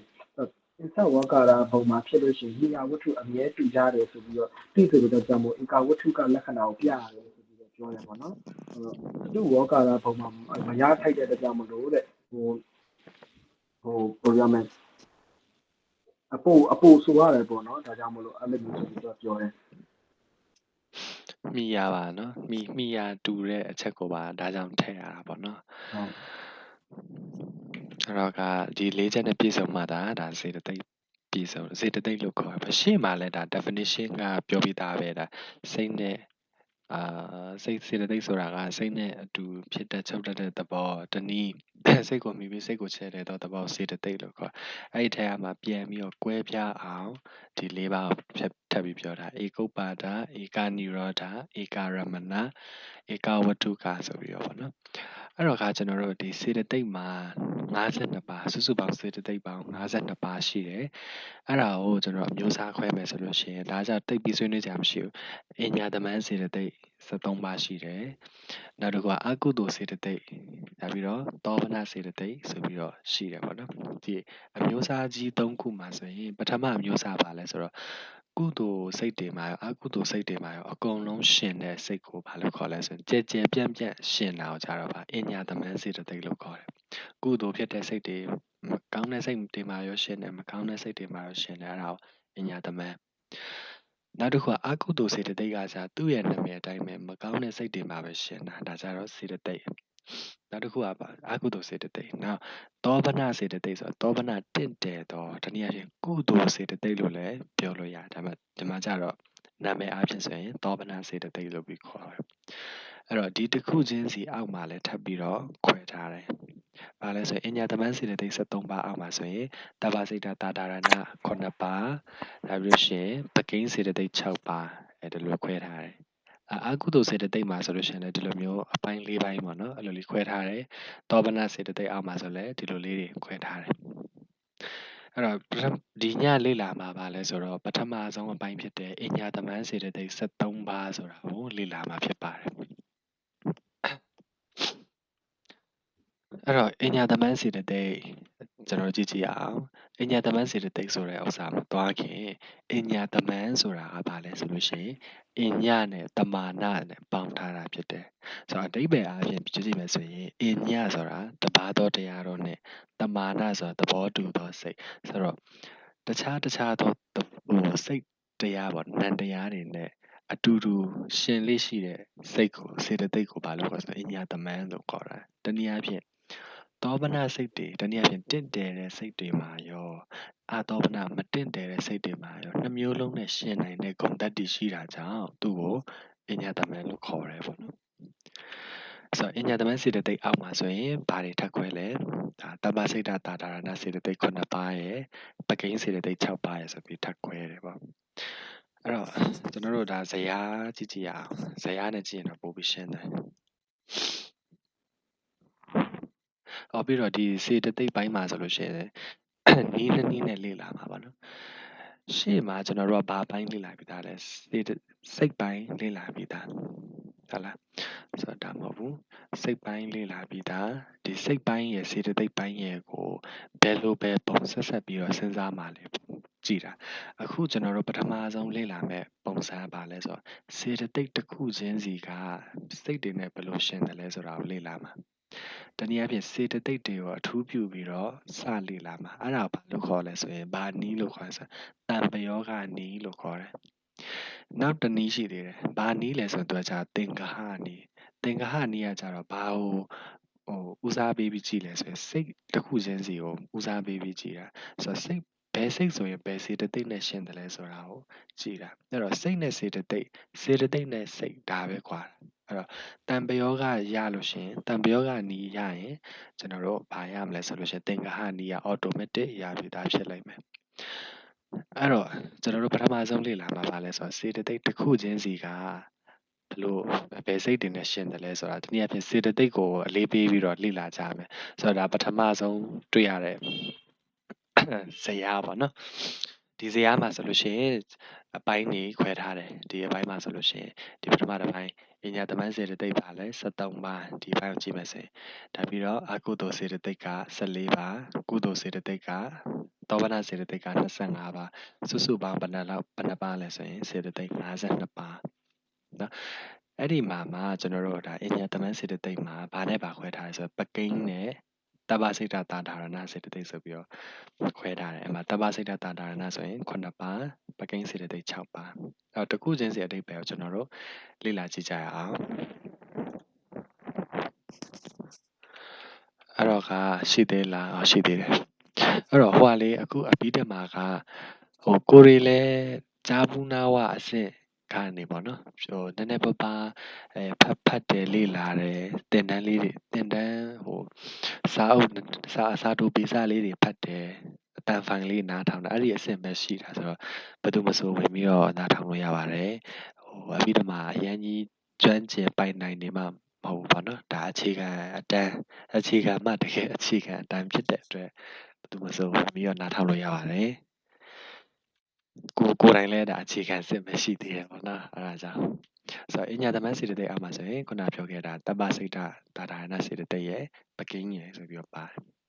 ပထမဆုံးအပိုင်းဖြစ်တဲ့ပထမဆုံးမျိုးစားဖြစ်တဲ့တပ္ပစိတ်တာဒါရဏစေတသိက်သူ့ရဲ့ဟာပါလဲဆိုလို့ရှိရင်ဒီတပ္ပစိတ်တာဒါရဏစေတသိက်ဆိုတာပါလဲဆိုတော့စိတ်အားလုံးနဲ့ဆက်ဆံတဲ့ပေါ့နော်ဆက်ဆက်တဲ့စေတသိက်တွေဖြစ်တဲ့အတွက်ကြောင့်တပ္ပစိတ်တာဒါရဏစေတသိက်လို့ခေါ်တယ်တပ္ပစိတ်တာစိတ်အားလုံးနဲ့သူကရှင်တာအဲ့ဒါကြောင့်ဘာလို့ခေါ်လဲဆိုတော့တပ္ပစိတ်တာဒါရဏလို့ခေါ်တာသူမရှင်တဲ့စိတ်ဆိုတာမရှိဘူးဆိုလိုတာကဒီမဲ့ကျွန်တော်ဇယားကိုကြည့်မယ်ဆိုလို့ရှိရင်တပ္ပစိတ်တာဒါရဏစေတသိက်9ပါးဆိုတဲ့ဒီ9 ခုနှစ်ပါးပေါ့နော်ဒီခုနှစ်ပါးကစိတ်အားလုံးနဲ့ရှင်တယ်စိတ်အကျဉ်89စိတ်အကျဉ်121ဒီအားလုံးနဲ့ရှင်တာဖြစ်တဲ့အတွက်ဘာမှတူသူ့ကိုကြည့်နေစရာမလိုအဲ့တော့ဒီတမစိတ်တာတာရဏစေတသိက်ခုနှစ်ပါးမှာကျွန်တော်တို့တစ်ခုချင်းစီချောင်းကြည့်ကြည့်ရအောင်နော်ဒီမှာဆိုအတူကောက်နဲ့တော့ရေးထားတယ်အတူကောက်ကလေးတွေကိုကျွန်တော်တို့တစ်ခုချင်းစီဆွေးနွေးကြည့်ကြမယ်ဆိုစိတ်အားလုံးနဲ့ရှင်နိုင်စိတ်ဖြစ်တိုင်းပါတယ်ဆိုစိတ်ရယ်ဆိုပြီးဖြစ်လာလို့ရှင်ဒီခုနှစ်ပါးပါရောပါတယ်နော်အဲ့တော့ဘယ်ခုနှစ်ပါးလဲဆိုကြည့်ကြည့်ပဲဆိုဖတ်တာရယ်ဝေဒနာတင်ညာသင်္ခါရမဟုတ်ဘူးနော်တင်ညာသင်္ခါရတောက်လျှောက်ဆိုလားနည်းနည်းတုတ်တန်ပိုင်းမှာအသားကျတယ်တင်ညာပြီးတော့စေတနာဒါပြီးလို့ရှိရင်ဧကကတာဇီဝိတိန်တွေမနတိကာရဒီခုနှစ်ပါးစိတ်ဖြစ်လို့ရှိရင်အမြဲတမ်းပါတယ်ဆိုတော့စိတ်ဖြစ်တိုင်းအမြဲတမ်းပါတဲ့ဟာဒီပထမဆုံးတစ်ခုကပါဆိုဖတ်တာအာယုံကိုထိတွေ့ခြင်းသဘောအာယုံကိုတနည်းအားဖြင့်ဒီမျက်စိကိုအစင်းဆိုတဲ့ဒီအပြင်အာယုံပေါ့နော်အပြင်အာယုံကလာတိုက်တယ်အဲ့ဒီခါကျရင်ဒါအစင်းပဲဆိုပြီးကြည့်လိုက်တာဖတ်တာကိုအဲ့လိုခေါ်တယ်ပြီးတော့ကိုထွန်းလင်ဒေါက်ခင်လာတင်ပြောတဲ့ဥပမာတစ်ခုရှိတယ်ဘာလဲဆိုတော့ခင်းကျင်နေမို့ဒီတံမြာကြီးကိုကိုယ်တိုင်စားတာ ਨੇ ကိုယ်တိုင်မစားဘဲနဲ့ပေါ့နော်ကိုယ်တိုင်စားရင်တော့ချင်မှန်းကိုယ်တိုင်သိတာပေါ့ဒါပေမဲ့သူများသူများအဲ့ဒီအချင်းသီးစားတာပေါ့တံမြာသီးစားတာကိုသူများစားတာကိုကြည့်ပြီးတော့မှမလေးချင်လိုက်မဲ့ဖြစ်ချင်းဆိုပြီးကိုပါသွားနေချိန်တာအဲ့ဒါမျိုးအာယုံကိုကဓာတ်ရိုက်ကြီးခံစားမှာပဲနဲ့အာယုံကိုထိတွေ့ရုံပဲထိတွေ့တာအဲ့ဒါကိုဘာလို့ခေါ်လဲဆိုရင်ဒီလိုထိတွေ့ရုံပဲထိတွေ့တာဒါဖတ်တာဆိုပြီးခေါ်တယ်ပေါ့အဲ့ဒါသူပြောတဲ့ဥပမာတွေထဲမှာဒါအရှင်းဆုံးတစ်ခုပဲကိုထွန်းလွင်ရောဘယ်လိုမှတ်ထားတာရှိလဲဒီဖတ်တာရဲ့ဒီလက္ခဏာကဒီအာယုံကိုတွေ့ထိခြင်းလက္ခဏာပေါ့နော်လက္ခဏာနဲ့စပြမယ်ဆိုလို့ရှိရင်အာယုံကိုတွေ့ထိခြင်းလက္ခဏာတွေ့ရဲ့ဝဆနထကဘာလဲဆိုလို့ရှိရင်ဒီသူ့နဲ့ရှင်ဘတ်တရားတွေအလုံးကိုအာယုံကိုတွားထိပြီးလိုက်တယ်ရှင်ဘတ်တရားတွေအလုံးကိုတွားပြီးတော့အာယုံကိုတွားထိပြီးလိုက်တယ်ပေါ့နော်စိတ်တစ်ခုဖြစ်ပေါ်လာတယ်စိတ်တစ်ခုဖြစ်ပေါ်လာတဲ့နောက်မှာစေတသိက်တွေဖြစ်လာတယ်အခုဆိုလို့ရှိရင်လည်းဒါဒီသဗ္ဗစိတ်တသတ္တရဏဆိုတဲ့စေတသိက်နော်အဲ့ဒါမျိုးပေါ့ဒီစိတ်ဖြစ်တိုင်းဖြစ်လာမယ့်စေတသိက်တွေစိတ်ဖြစ်တိုင်းဖြစ်လာမယ့်စေတသိက်တွေဆိုတော့ဒီသူ့ရဲ့ရှင်ဘတ်စေတသိက်တွေအားလုံးကိုပါပြီးတော့အာယုံကိုတွေ့ထိပြီးတဲ့သဘောရှိနေတာပေါ့ဖတ်တာဆိုတာအဲ့တော့သူကအရင်တော့ဖြစ်တာလားမဟုတ်တူပဲဖြစ်တာဒါပေမဲ့သူကဘာလဲဆိုသူ့ရဲ့စေတသိက်တွေကိုတွားပြီးတော့အာယုံကိုတွားထိပြီးခဲ့တာဟိုတွေ့တဲ့ထိတဲ့အခါမျိုးမှာလည်းပြင်မှာဘယ်လိုပြောမလဲထိမိဆက်မိကပ်မိတာအဖြစ်မျိုးမဟုတ်ဘူးနော်သူကအာယုံတစ်ခုခုမှာဒီဓာတ်တဘာဝအားဖြင့်ဘယ်လိုရမလဲဓာတ်ခိုက်မှုမျိုးပေါ့နော်တွေ့ထိမှုဓာတ်ခိုက်မှုမျိုးဆိုပြီးတော့ပြောတာပေါ့ဒီမှာဆိုဆရာတော်ကပြောလို့ဆိုလို့ရှိရင်လက်တွေ့ကိုထိလက်ရောက်ပြင်ထင်ရှားတယ်အချို့အရာတွေမှာဆိုလို့ရှိရင်ဘယ်လိုထင်ရှားလဲဆိုလက်တွေ့ကိုထိလက်ရောက်ပြင်ထင်ရှားတယ်ပေါ့နော်ခုနကကျွန်တော်ပြောသလိုပါပဲဒီရှင်းလာတဲ့တံမြာတရားစားနေတာမစားဘဲနဲ့ဒီအာယုံဒီဖတ်တာရဲ့ဓာတ်ခိုက်မှုကြောင့်ဘယ်လိုလဲရှာရည်ကြီးကြတာတော့မလေးချင်လိုက်တာလို့ပေါ့နော်ဒီတညာမြဖြစ်တာလေကျွန်တော်တို့အဲ့လိုမျိုးတွေပေါ့နောက်ဒီမှာတော့ဥပမာတွေအများကြီးပါပဲเนาะတက်တိန်ခေါင်ပြားနေလက်ချလိမြတက်ရောက်နေတဲ့ဒီကိုမြင်ရတဲ့အခါမှာတောင်းရွတ်တဲ့ဒီမှာမြင်ရတဲ့အခါမှာတောင်းရွတ်တဲ့ဒီမှာတောင်းရွတ်တဲ့ဒီမှာမြေပေါ်ကနေမြင်နေတဲ့ခြေတုံတွေတက်ချင်းနဲ့အဲ့တော့တက်နေတာတခြားသူဒါပေမဲ့ကိုကအောက်ကနေကြောက်တယ်ဆိုတော့အဲ့လိုမျိုးပေါ့နော်အောက်ကနေကိုကအသေးတွေရဟုတ်တယ်ပါကောင်ကြီးမြင်ရတဲ့အခါမှာခွေးစားတဲ့တော်တွေကခြေထောက်ကွက်တာဖြစ်တာပြီးနိုင်ရှာပဲရှိပြင်းတယ်သားကောင်ကိုလည်းမကြိုက်သေးဒါပေမဲ့သားကောင်မြင်ကြတဲ့ဟိုကိုကကွက်တာနဲ့ကြောက်နေပြီပေါ့ဆိုတော့အဲ့လိုမျိုးတွေပေါ့နော်ဖတ်တာရဲ့တွေ့ထိုက်မှုပေါ့နော်ဒီပြောင်းမျိုးပေါ့အဲ့ဒါပေါ့နော်အဲ့လိုမပဲနဲ့ကျွန်တော်တို့ဖတ်တာကိုတခြားသဘောတရားနဲ့ရောတတ်တယ်ဥမာစိတ်နဲ့ပေါ့နော်စိတ်ဆိုတာလည်းအာယုံသိတာဖတ်တာဆိုတာလည်းအာယုံဒီမှာတော့ဘာပြောလဲဆိုလို့ရှိရင်ဖတ်တာကဘာလဲဆိုလို့ရှိရင်ဒီစိတ်ကလည်းအာယုံယူတာပဲဒါနဲ့ဘာလို့ဖတ်တာနဲ့တော့ဘာလို့မကွာတာလဲဒါနဲ့ဒီမှာဘာပြောလဲဆိုလို့ရှိရင်ဖတ်တာမပါဘဲနဲ့စိတ်မှအာယုံကိုထိအောင်ယူနိုင်မယူနိုင်ဘူးတဲ့ အဲ့တော့လက်ခုပ်တီးတဲ့အခါမှာလက်ဖက်ကိုထိခိုက်မှုကဲဆိုစိတ်နဲ့အာယုံအချင်းချင်းဓာတ်တိုက်ခတ်မှုမှာဖတ်တာပဲဖြစ်တယ်အဲ့တော့အစိတ်ကသွားတော့သွားလိုက်တယ်ဒါပေမဲ့အာယုံကိုတွေ့တယ်ဒါပေမဲ့ဒီတွေ့တဲ့အပေါ်မှာဗာလဲဆိုလို့ရှိရင်ဒီဖတ်တာမပါဘဲနဲ့ဒီအာယုံနဲ့ဒီစိတ်နဲ့ကမတိုက်ဘူးအဲ့လိုပြောချင်တာဖတ်တာပါမှတော့စိတ်ကအာယုံကိုယူနိုင်တယ်ထိအောင်ယူနိုင်တယ်ပေါ့နော်မဟုတ်ဘဲနဲ့စိတ်ပြီးယူတော့လည်းဖတ်တာရဲ့ဆက်သွယ်မှုကြောင့်ဒါယူနိုင်တာတဲ့အဲ့လိုပြောရင်ဒီဖတ်တာရဲ့ပြောမယ်အထောက်ပံ့နေပေါ့နော် တနည်းအားဖြင့်စိတ်ဆိုတာကဖတ်တာနဲ့စတာပေါ့နော်ပြောရမယ်ဆိုဖတ်တာမရှိဘဲ ဟုတ် နဲ့ ကဲ့ဟုတ်ကဲ့ အာယုံထိတွေ့ခြင်းသဘောတရားမရှိဘဲနဲ့ဒီပေါ်မှာစင်ကျင်သုံးတတ်တာတွေမှ အဲ တ် ကို တာ ကို ရှိ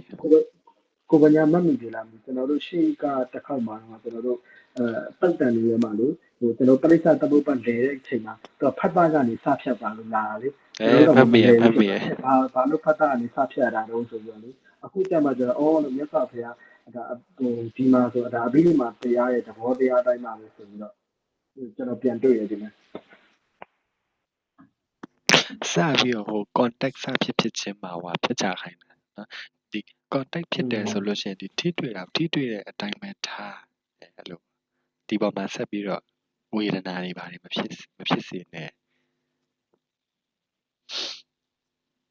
အဲ့တော့ကျွန်တော်ဝေဒနာပါတယ်ဖတ်တာပါတယ်နောက်တစ်ခုကခုနပဲပြောတယ်ဝေဒနာစေတသိက်ဒါပါလဲဆိုတော့အာယုံရဲ့အရာတာကိုခံစားခြင်းသဘောသိပြီဆွေးနွေးကြဖြစ်တာအားလုံးသိတယ်ကိုယ်ချမ်းသာတာစိတ်ချမ်းသာတာအာယုံကိုကြည့်ပြီးတော့မှစိတ်ချမ်းသာတာကိုယ်ချမ်းသာတာစိတ်ဆင်းရဲတာကိုယ်ဆင်းရဲလား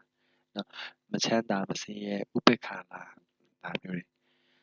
ဒါတင်ညာဒါဒီ memory ကိုပြောချင်တာပါစိတ်ကိုအာယုံ ဟို မှတ်တာ ဒီဖတ်တာနဲ့ဝေဒနာမှာလည်းတချို့ဟိုပေါ့နော်ဟိုနည်းနည်းလေးဝေခွဲမရတာလေးရှိတယ်ဖတ်တာလည်းအာယုံထိနေပြီလေဖတ်တာမခံစားတော့ဘူးလားပေါ့ချက်ချင်းဆိုတော့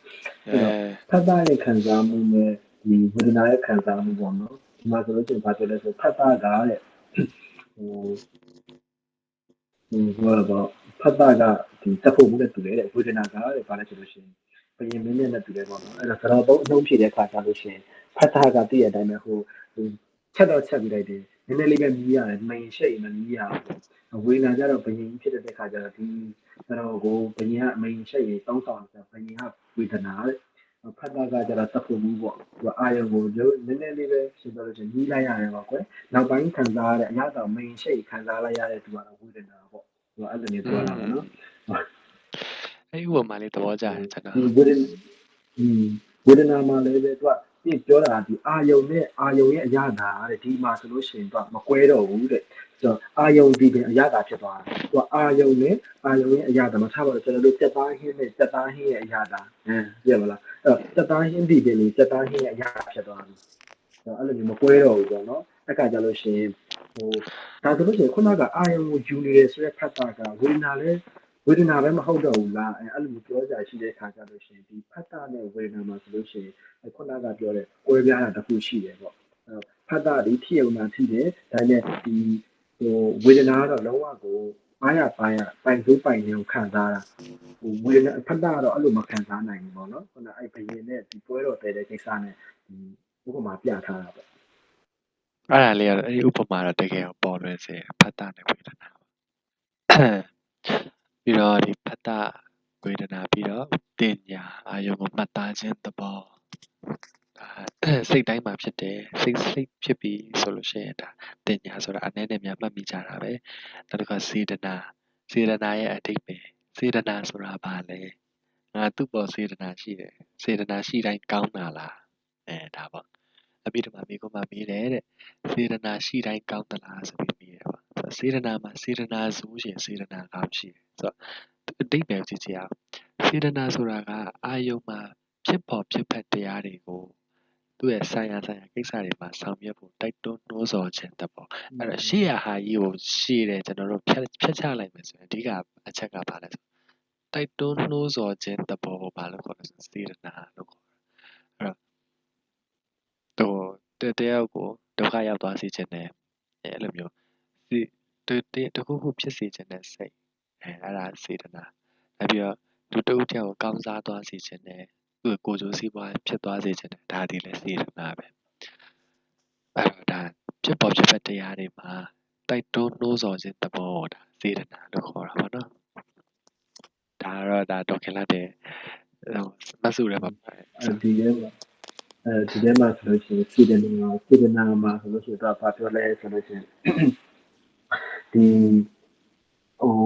အာယုန်တွေနဲ့ဒီစိတ်နေအောင်ရှင်ဖက်တရားစုတွေကိုစိတ်နေအောင်လှုပ်ဆော်ပေးရပေါ့ဒါကြောင့်မလို့စိတ်ဆော်တတ်တဲ့တရားဆိုပြီးတော့ဒီ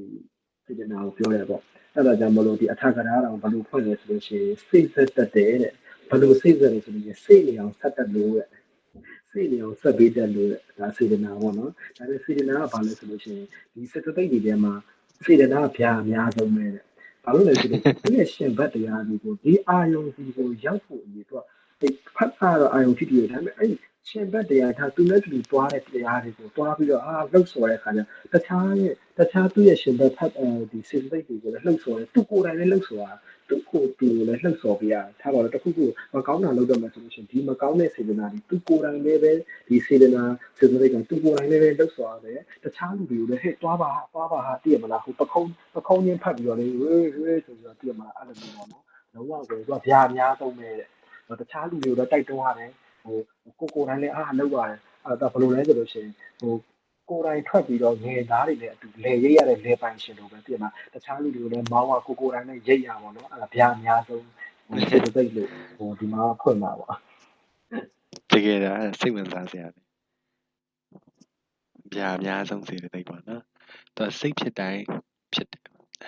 နောက်ဧကဂတာဆိုတာဟာဒါဆိုင်ဧကတွေထဲမှာကျွန်တော်တို့မြင်မှုပဲကြားဘူးရဲ့ဥစ္စာဝိတဝိစာရပိတိဒုက္ခဧကဂတာဆိုတဲ့ဥစ္စာပေါ့နော်ဧကဂတာဆိုတာဘာလဲဆိုတော့စိတ်မဟုတ်ဘူးသူဒီစေတသိက်ဖြစ်ပါတယ်ခုနဟာမှာလည်းကျွန်တော်တို့မပါဘူးနော်ဧကဂတာမှာပါတယ်ဆိုတော့ဒီမှာပဲပါတယ်ဆိုတော့ဇန်အင်္ဂါအဖြစ်ကျွန်တော်တို့လေ့လာခဲ့တဲ့အရာဒီစိတ်မဟုတ်ဘူးသူဒီပါလဲဆိုတော့စေတသိက်ဖြစ်တယ်သူရဲ့ဧကဂတာရဲ့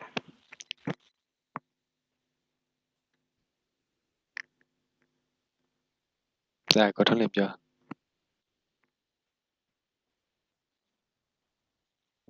ဟိုရမယ်ဒီမှာဆိုလို့ရှိရင်တချို့အားတဲ့ဧကဂရာကိုတဲ့တမာတိအနေနဲ့တောင်သုံးတယ်ပေါ့နော်တမာတိကိုပြီးဧကဂရာလို့ဆိုပါတယ်တဲ့မှန်ပါတယ်ဆိုလို့ရှိရင်ဒီအာယုံတစ်ခုတည်းမှာကိုပဲစိတ်ကိုတည်နေအောင်ထားတဲ့အတွက်ကြောင့်မလို့တဲ့ဒီဧကဂရာကို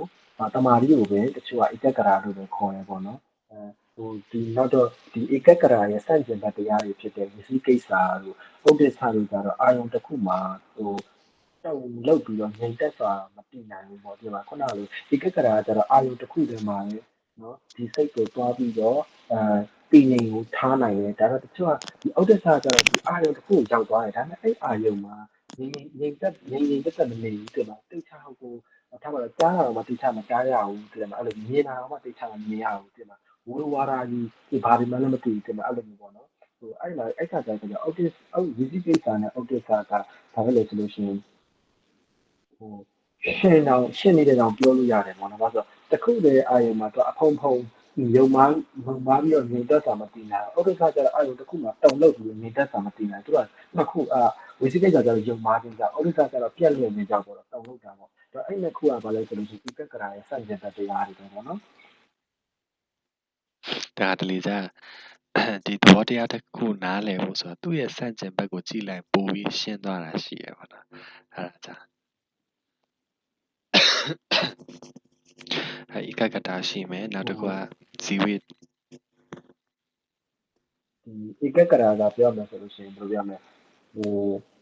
ဒီဘယ်လိုပြောမလဲထင်းကိုလေထင်းစည်းကိုအပြင်ကနေပြီးတော့ဘယ်လိုပြောမလဲ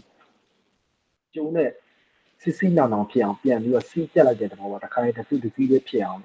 ပြင်မှာတစည်းလေးဖြစ်အောင်လို့ကွဲပြားဖြစ်နေတဲ့ဒီထင်းချောင်းလေးတွေကိုတစ်စီးလေးဖြစ်အောင်ပေါင်းလိုက်တဲ့သဘောကျွန်တော်ဒီဆရာတော်ရဲ့ဆရာတော်ဘုရားရဲ့စာအုပ်ထဲမှာတော့အဲ့လိုဥပမာတော့မပြတာဘူးဒါပေမဲ့ကျွန်တော်စဉ်းစားမိလိုက်ပေါ့ဘာလို့ဆိုဧကဂရအာယုံတစ်ခုတည်းကနေတည်အောင်ထားတာဒါဆိုသူပြောက်တဲ့တရားမဟုတ်တခြားသောရှင်ဘတ်တရားတွေကိုပါဒီအာယုံတစ်ပါးထဲမှာတည်အောင်ထားနိုင်တဲ့တဘောဆိုတော့ဧကဂရကဒီထင်းစည်းကိုဒီအထင်းတွေ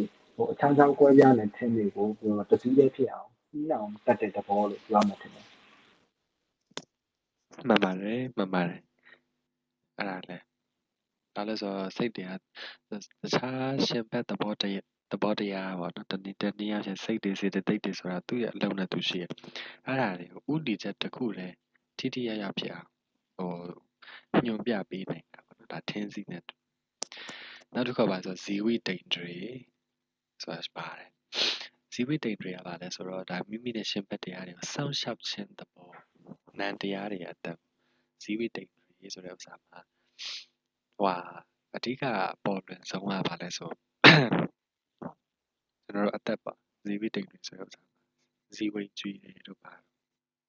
အဲ့ဒီမှာဇီဝိတိန်တွေအသက်ကိုစောင့်ခြင်းသဘောမရှိတော့ဆိုရင်ဒါကျွန်တော်တို့သိရပါအဲ့လိုမှမဟုတ်ဘူးဒါအသက်ရှူတည်အသက်မရှူတော့တာတို့ဒါပြီးလို့ရှိရင်ဒီမျက်လုံးတက်ငယ်ကျင်းတာမလုံနိုင်တော့ဒါတွေဖြစ်မှသိတယ်ဆိုပြီးတော့မတတ်ဘူးအဲ့လိုမျိုးဖြစ်မှပဲသိတယ်လို့သတ်မှတ်ကြတာများဆိုဒါပေမဲ့မြတ်စွာဘုရားကကျတော့ဘယ်လိုသတ်မှတ်လဲဆိုလို့ရှိရင်ဒီဇီဝိတိန်တွေဇီဝိတိန်တွေဇီဝိတိန်တွေဘဝင်စိတ်ရဒီတစ်ခုကြာမှာပဲသိတယ်ဆိုပြီးတော့သတ်မှတ်တာဒီမှာပါတယ်ဇီဝိတိန်တွေဆိုတာတွေ့ရတာပဲဒါဇီဝိတိန်တွေဆိုတာဒီမိမိနဲ့ရှင်ဘက်တရားတွေစောင့်ရှောက်ခြင်းသဘောဒါတည်တတ်အောင်စောင့်ရှောက်ခြင်းသဘောဒါဇီဝိတိန်တွေလို့ခေါ်တယ်ပေါ့နော်နောက်ဆုံးတစ်ခုကပါဆိုမနတိကာရနှလုံးသွင်းခြင်းအဲ့တော့ဒါအတိတ်ပဲအပြည့်စုံပါတယ်စိတ်ကိုအာယုံကိုရောက်၍နေအောင်ဒီမှာဆိုနှစ်ခါထပ်ပြီးရေးထားတယ်ဆရာမကြီးမဆိုတယ်ရောက်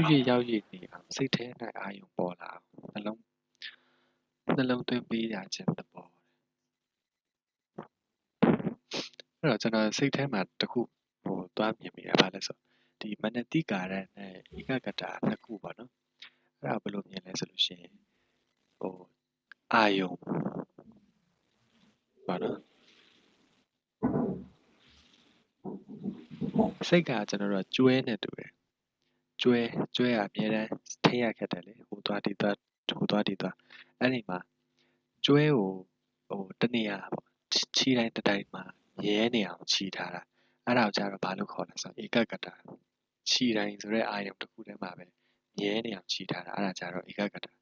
အဲ့လိုမျိုးတခြားအာယုံတွေပေါ့နော်တခြားခြေဥတရသွားနေတဲ့ဒီကျွဲကိုဂုတ်ကနေဆွဲပြီးတော့မှဒီအာယုံကိုခေါ်လာတဲ့အရာခေါ်လာတဲ့အဲ့လိုမျိုးဒီအာယုံတစ်ခုတည်းပေါ်မှာရောက်အောင်တွင်းပေးတာကိုကျတော့ဘာလို့ခေါ်လဲဆိုတော့မနတိကာရလို့ခေါ်တယ်အဲ့လိုကျွန်တော်မြင်တယ်ဗာလဲဒီမှာဗာလဲဆိုလို့ရှိရင်မနတိကာယဆိုတာကတော့ဒီအာယုံတစ်ခုတည်းမှာပဲအာယုံတစ်ခုတည်းကိုပဲတခြားအာယုံကမပြန့်လွင့်သွားအောင်မနတိကာယကဘာလို့လဲဆိုလို့ရှိရင်စိတ်ကိုအာယုံတို့ရောက်အောင်လုပ်ပေးနိုင်တယ်ဆိုလို့ရှိရင်ဘာလဲအာယုံကိုလည်းစိတ်တို့ရောက်အောင်ပြုပေးရရောက်တဲ့အတွက်ကြောင့်မလို့ဆိုပြီးတော့ဒီမနတိကာယဘာလို့ဆိုလို့ရှိရင်အာယုံကိုအာယုံစီကိုစိတ်ကိုတွန်းပို့တတ်တဲ့သဘောပေါ့အဲ့လိုတွန်းပို့တဲ့အခါမှာလည်းသူတယောက်တည်းသွားတာမဟုတ်ဘူးဒါပေမဲ့သူကဘာလဲဆိုလို့ရှိရင်ရထသိန်းတွေပဲတဲ့အာဇာနည်မြင်းတွေကိုလိုရာ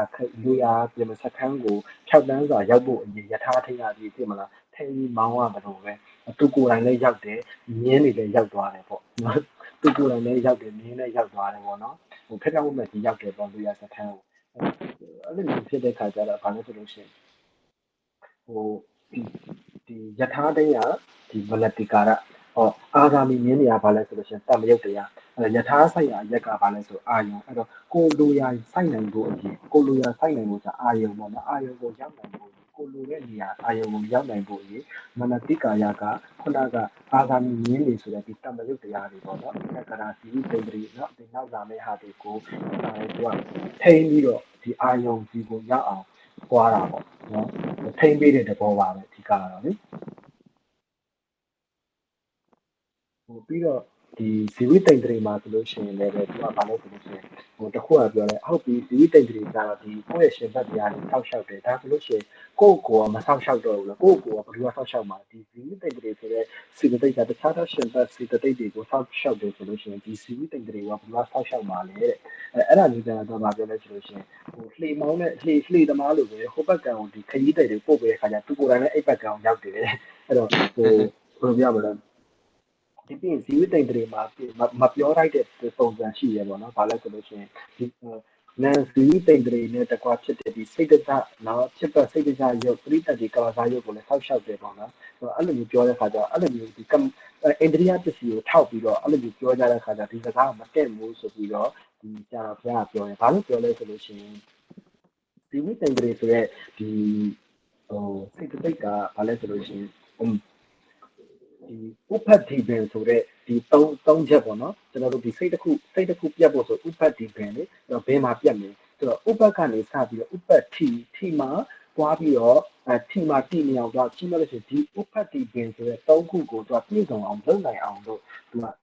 ဒီတိတ်တရားဆောက်ရှောက်ပြီးတာကျန်တာဘာမှမလုပ်အဲ့တော့သူကိုယ်တိုင်လည်းဒီဥပ္ပတ္တိပင်ဆိုတဲ့သုံးချက်မှာတည်နေအောင်ကျန်တဲ့ရှင်ဘတ်တရားတွေလည်းဒီဥပ္ပတ္တိပင်ဆိုတဲ့process ကိုပြီးအောင်လုပ်နိုင်အောင်လို့တခါလေသူက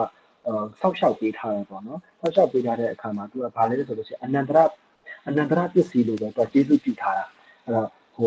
နောက်အနန္တရပစ္စည်းကဘယ်လိုလဲဆိုလို့ရှိရင်နောက်လာမဲ့သူကိုပါဒီပြစ်လာနိုင်အောင်လို့သူကတခါလဲသူကချုပ်ပေးတာတခါလဲချုပ်ပေးတယ်ဒီထားတော့နောက်လာမဲ့စိတ်ကူပါနောက်လာမဲ့စိတ်နဲ့သူပါလာမဲ့စိတ်တွေလည်းထပ်လာနိုင်အောင်လို့သူကဒီမှာရှိနေသူကိုလည်းသူကအချိန်တန်လို့ဒီစုပြသွားတဲ့ခါကြလို့ရှိရင်တခြားစိတ်ကိုလာနိုင်အောင်လည်းသူကလုပ်ပေးနိုင်တယ်အဲ့လိုပေါ့တခါလဲချုပ်ပေးတာပေါ့ပြောချင်တာဆို တနည်းအားဖြင့်ဒီရှင်ဘတ်တရားတွေရဲ့life cycle ပေါ့ဖြစ်တည်ပြည့်ဆိုတဲ့ life cycle အပြည့်အစုံလဲပတ်နိုင်အောင်ကူညီပေးတာပေါ့ဒီဟာလဲပတ်နေတော့သူဒီတည်တတ်အောင်တည်မြဲအောင်ကူညီပေးတာဒါဇီဝိတ္တိန်တွေလို့ခေါ်တာပေါ့နော်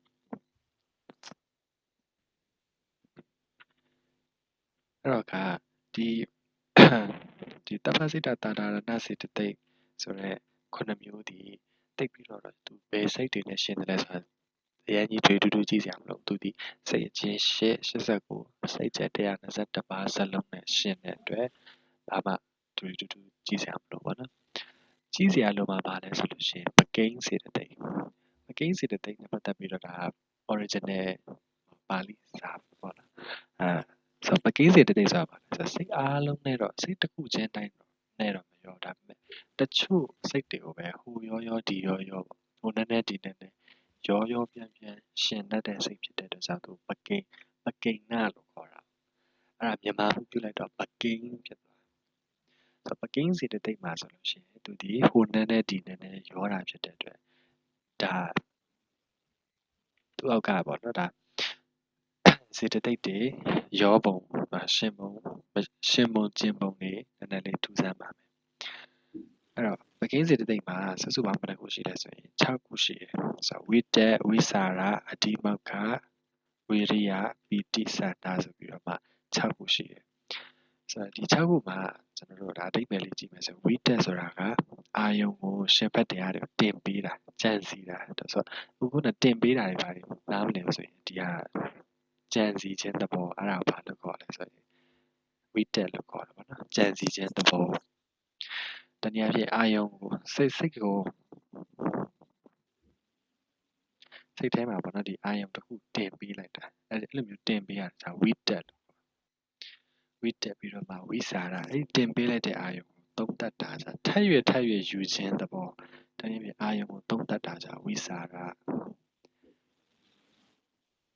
ပြီးတော့ဒါဒီအာယုံဒီဘာဖြစ်ပါတယ်ကောင်းပါတယ်ဆိုးပါတယ်ဒါမှမဟုတ်ကောင်းမဆိုးဖြစ်ပါတယ်ဆိုတာမျိုးဆုံးဖြတ်ချက်ချပေးတာကြတော့အဓိမောက္ခဆိုတော့ဝိတ္တဝိစာရအဓိမောက္ခ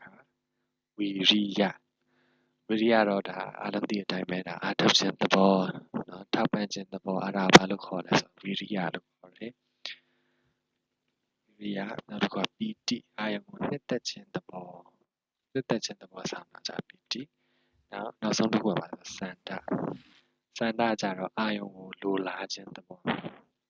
ကောင်းတဲ့အာယုံဖြစ်ဖြစ်မကောင်းတဲ့အာယုံဖြစ်ဖြစ်ဒါစန္ဒလိုလားတယ်ဆိုရင်ပါလာပြီဆိုရင်စန္ဒ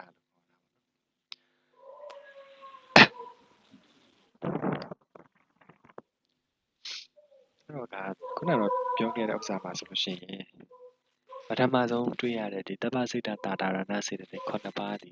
စိတ်အားလုံးနဲ့ရှင်းတယ်ဆိုတာဒီဘာဖြစ်သွားမလဲဆိုရင်တံပယောကပထမဆုံးတနည်းတံပယောကဒီတနည်းဆိုတာဒီ role တစ်ကြောင်းပြောချင်တယ်ပေါ့နော်ဆိုတော့ပထမဆုံး role တံပယောကပထ မဆုံးနီးဒီပါလဲဆိုတော့အဲ့တော့ကျွန်တော်တို့ဟိုတန်ပယောကပထမဆုံးနီးဒီပါလဲဆိုရင်ဒီဟာဒီ row ပေါ့နော်တမစိတ်တာရဏစိတ်ခုနှစ်ပါးရှင်းတဲ့ row ကိုခေါ်တာအဲ့တော့ကျွန်တော်ဒီ number 1ဒီတန်ပယောကနေမရေးတော့ပဲနဲ့ number 2ကနေစလိုက်တယ်ဆိုတော့တန်ပယောကနေအရာပေါ့နော် ဝိတက်ဒီဘယ်လိုရှင်းတယ်လဲဆိုတော့ကြည့်ကြည့်အောင်ဝိတက်ဆိုတဲ့အရာတနည်းအားဖြင့်ကြံစီတွေးတောခြင်းဆိုတာဒီတွေးပြင်းစား30ကျင့်တော့ကာမစိတ်44ခုတနည်းအားဖြင့်ဒီမှာကြည့်မယ်ဆိုရင် slide ထဲမှာပါတယ်တွေးပြင်းစားဝိညာဉ်30ဆိုတာဘာလဲဆိုလို့ရှိရင်မြင်သိစိတ်ကဆက်တော့ဂါစီကာဆိုတဲ့အတိုင်းပေါ့နော်သကုဝိညာဉ်သောတာဉာဏ်တွင်သောတာဝိညာဉ်ကာဏတွင်ဉာဏ်စိတ်ဝဝိညာဉ်ဒါပြီးတော့ဘာဖြစ်လဲကာယဝိညာဉ်ဆိုတော့ဒီလိုမျိုးဒီဝိညာဉ်10ပါးတွေးပြင်းစားဝိညာဉ်30ဆိုတဲ့ဟာကလွဲပြီးတော့မှကာမစိတ်44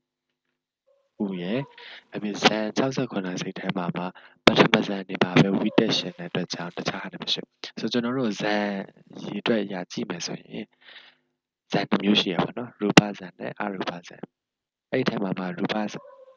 န်မှာဆိုရင်ဘာတွေပါလဲပထမဇန်ဒုတိယဇန်တတိယဇန်စသဖြင့်ပြစ္ဆမဇန်ဆိုဇန်ပြစ္ဆမဇန်တိရှိတယ်အဲ့ဒီထဲမှာပထမဇန်မှာဘာပါလဲဝိတက်ဝိสารပိဋိဒုက္ခဧကဂတ5မျိုးလုံးပါတယ်အဲ့တော့အဲ့ဒီထဲမှာဝိတက်ရှေ့မှာဘာကြီးပါတယ်ဝိတက်ကြီးပါတယ်အဲ့တော့ပထမဇန်မှာဝိတက်ပါတယ်ဒုတိယဇန်ရဝိတက်ပြုတ်သွားပြီတတိယဇန်ဆိုလို့ရှိရင်လည်းပြုတ်ပြီအဲ့တော့ဘာပါလဲဆိုလို့ရှိရင်ဇန်69ခုမှာပထမဇန်ဒီမှာပဲဝိတက်ရှိတဲ့အတွက်နော်ပထမဇန်ဒီမှာပဲဝိတက်ရှိတဲ့အတွက်ကြောင့်အဲ့ဒါတွေလည်းမရှင်းနဲ့တခြားစိတ်ကမရှင်းတခြားဇန်စိတ်တွေလည်းမရှင်းအဲ့သူပုံစံဒီလိုပုံစံဖြစ်မှာဆိုတော့ဝိတက်ဆိုစေတသိက်ဒီကာမစိတ်54ဒီကာမဝဆရာစိတ်54ပါမဟကုတ်29ပါအဲ့လိုရှိရင်လောကုတ္တရာစိတ်ဆိုတော့ဒီစိတ်တွေပေါ့နော်စိတ်ချင်းရှင်းစိတ်ကြတဲ့21တန်းပါဆိုရင်ဝိတက်ဒီပြင်စဝိညာဉ်30ဆိုတဲ့ဒီဟာလေးရဲ့မဟကုတ်စေတသိက်ထဲဒီဟာလေးပဲသူပယ်မှာကျန်တာတွေအကုန်လုံးနဲ့သူရှင်းတယ်ဝိတက်ကြတော့နော်အကုသိုလ်တွေနဲ့လည်းရှင်းတယ်အာဟိတ်ထဲကတခြားအရာတွေနဲ့လည်းရှင်းတယ်ကာမတောပနာတွေနဲ့လည်းရှင်းတယ်ဘာပဲသူကမရှင်းတာလဲဆိုရင်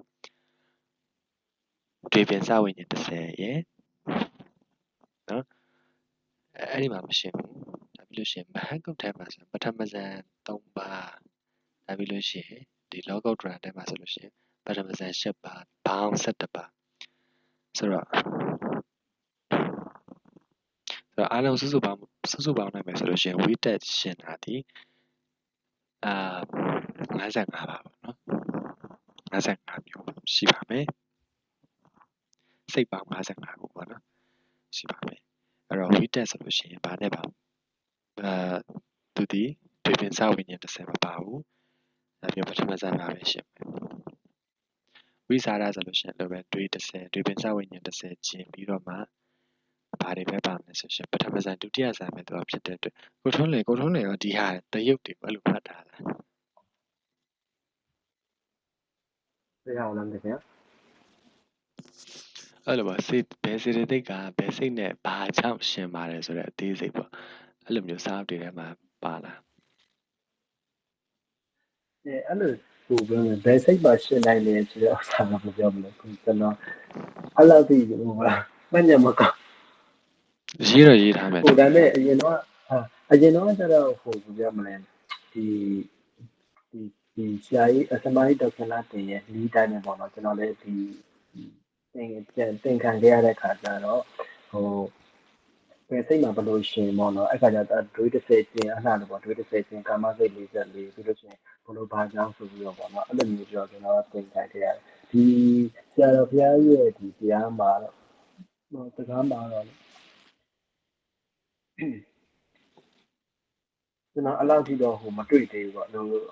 ရှင်ဘတ်တရားဘာနာဘူးဒါဆိုအခုချိန်ဒီဘာလဲဆိုလို့သူကစေတသိက်တွေကိုတောက်လျှောက်ဖွင့်တဲ့အခါကျတော့ဒါပြီးလို့ရှိရင်ဒီအာကုတုစေတသိက်ဆိုပြီးလာအောင်ပါအာကုတုစေတသိက်ပြီးလို့ရှိရင်ဒီမဲ့ဟိုနောက်တော့ကုတုစေတသိက်ပေါ့နော်ခုနကုတုစေတသိက်ဆိုတာအဲကောင်းတဲ့စေတသိက်တွေပေါ့အဲ့ဒါတွေပြီးတော့မှလာမယ်လို့တော့ထင်တယ်ကျွန်တော်ကတော့အခုချိန်ပြီးတော့ဒီစေတသိက်အဖွင့်တွေပဲတွေ့ရသေးတယ် တော်တော်ဒီကရှာတာပါလဲဆိုလို့ရှိရင်ဒေါခင်လာတင်ရဲ့ဗီဒီယိုထဲမှာကြတော့ဗီဒီယိုတွေစာအုပ်ထဲမှာကြဘယ်ဟာဒီဘာနဲ့ရှင်းတယ်အားကြောင့်ကိန်းနဲ့ပါလားဒါပေမဲ့ကျွန်တော်အဲ့ဒါလိုချင်တာမဟုတ်ကျွန်တော်လိုချင်တာဘာကြောင့်ရှင်းတယ်ဆိုတဲ့ explanation ကောင်းပါအခုဆိုလို့ရှိရင်ဝိစာရတော့ထားလိုက်တော့နော်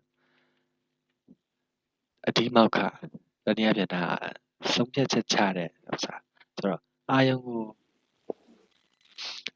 တိကိုက်ကာလအတွင်းတနည်းအားဖြင့်မြင်သိစိတ်ကြားသိစိတ်နာသိစိတ်စသဖြင့်တွေပြင်စဝိညာဉ်30ဖြစ်တဲ့အချိန်မှာတော့ချက်ချင်းဆုံးဖြတ်ချက်မချနိုင်ဘူးနောက်တစ်ခုကတွေးဝေနေတဲ့အချိန်မှာဆုံးဖြတ်နိုင်တာမရှိတဲ့အတွက်ဝိသိကိစ္စပဲသူမရှင်းနိုင်ဘူးအဲ့တော့ကျွန်တော်တို့ကဘာနဲ့ဘာဖယ်လိုက်လဲဆိုလို့ရှိရင်ဝိသိကိစ္စနဲ့ဝိသိကိစ္စတန်ပြုတ်စိတ်ရဲ့တွေပြင်စဝိညာဉ်30ဆိုတော့စုစုပေါင်း30နဲ့တပါးဆို17ပါး17ပါးကိုစိတ်ချင်းရှစ်စိတ်ကျဲ121ကနှုတ်လိုက်88 130ဆိုပြီးစိတ်ပေါင်း88 130နဲ့ရှင်းအဒီမောက္ခဆိုတာဒါမျိုးကျွန်တော်ပြောချင်တယ်ဘာရှင်းတာတော့ဟုတ်တယ်ဘာကြောင့်ရှင်းတာလဲပေါ့နော်ဒီပါဆိုလို့ရှိရင်အဒီမောက္ခဆိုတာဆုံးဖြတ်ခြင်းတဘော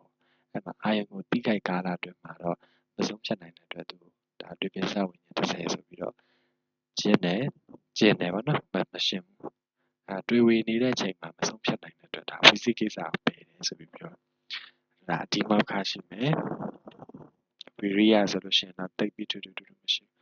ဘူးဝိရိယဆိုရင်ဘာတွေနဲ့ပဲရှင်းမလဲဆိုတော့အာဟိအာဟိဝိပတ်ပါနော်အာဟိဝိပတ်15ရဲ့ဒါပြီးလို့ရှိရင်ပြင်စာတော်တော်မဆန်းရဲ့စုစုပေါင်း16ဆိုတော့စိတ်ကျဲ121စိတ်ကျင်းရှိစိတ်ကျဲ121မှာခုန61ကိုနှုတ်လိုက်အောင်ဟုတ်ပါ16ဟုတ်နော်16ဆိုတော့ဒါနှုတ်လိုက်အောင်ကျန်တာတွေအကုန်လုံးကကြတော့ဝိရိယရှင်လေတံပယောဂဒီမှာပီတိစေတသိက်ကဘာလဲဆိုရင်ဒီကသောမနတသာအားကြိုက်တာဖြစ်တဲ့အတွက်သောမနတရှင်သော51ဆိုတော့ဒီမှာသောမနတနဲ့ရှင်သောစိတ်အားလုံးနဲ့သွားရှင်သောမနတသာဟာကောင်းတယ်ရှင်အဲ့ဒီမှာဇန်အရာကြည့်မယ်ဆိုရင်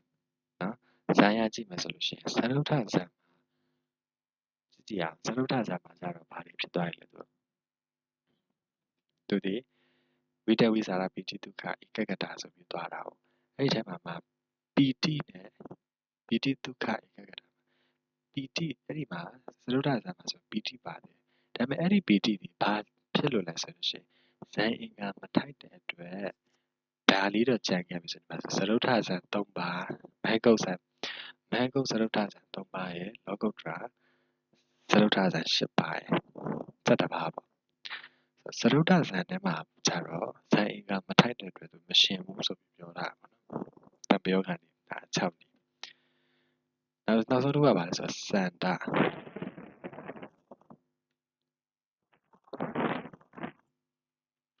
စန္ဒမှာကျတော့ဘာလဲဆိုလို့ရှိရင်ကျွန်တော်တို့ဒီဟာပေါ့တွေ့ဝေမိန်မောနေတဲ့အချိန်မှာဆိုရင်တိကျခိုင်မာတဲ့စန္ဒမရှိတဲ့အတွက်မောဟမှုနှစ်ပါးဆိုတော့မောဟမှုနှစ်ပါးမှာဒါဝိသိကိစ္စနဲ့ဥဒ္ဒစ္စကိုပဲသူဒီမရှင်းနိုင်ဘူးဘာလို့ဆိုတော့ဝိသိကိစ္စတန်တရားဖြစ်နေတဲ့အချိန်အာယုံပြန့်လွင့်နေတဲ့အချိန်တွေမှာဆိုရင်ကိုယ်လှုပ်ချင်တာဖြစ်ချင်တာမမေရမရှိတဲ့အတွက်စန္ဒမဖြစ်နိုင်တော့ကြောင့်မောဟမှုနှစ်ပါးတနည်းအားဖြင့်ဝိသိကိစ္စနဲ့ဥဒ္ဒစ္စတန်ပြုတ်ကိုပယ်တယ်သူမရှင်းဘူးပြီးတော့မခိုင်မြဲသောစိတ်တို့တနည်းအားဖြင့်ပါလေအာဟိတ်စိတ်တွေပေါ့အာဟိတ်စိတ်ဖြစ်နေတဲ့အချိန်မှာလေဆုံးဖြတ်ချက်ကိုကောင်းကောင်း sorry ရည်ရွယ်ချက်တစ်ခုစန္ဒတစ်ခုတည်ငြိမ်တိကျခိုင်မာစွာမဖြစ်နိုင်တဲ့အတွက်အာဟိတ်18ပါးကိုလည်းရှောင်သူဒီကျင့်တာတွေရှိပြီပေါ့နော်ဆိုတော့စုစုပေါင်း18နဲ့ဒီမှာ2ဆို20ဆိုတော့စိတ်ချင်း8စိတ်ကြံနဲ့89 121တရားနှုတ်မယ်ဆိုရင်69 101ဆိုပြီးရပါမယ်အဲ့တော့ဒီဟာကကျွန်တော်တို့ဒါဇယားနည်းရဆိုလို့ရှိရင်ပြီးသွားပြီပေါ့နော်တံပယောဂနည်းစုစုပေါင်း9ပါး9နည်းရှိပါမယ်အဲ့တော့ကျွန်တော်အဓိကစိတ်ဝင်စားတာဒီပေါ့ဒီဟာဘယ်စေတသိက်ကဘယ်စိတ်နဲ့ဘာကြောင့်ရှင်တယ်ဆိုတဲ့ explanation အဲ့ဒါအဓိကကျွန်တော်ရှာတာကျွန်တော်ပြောနေအားရပါပြောနေ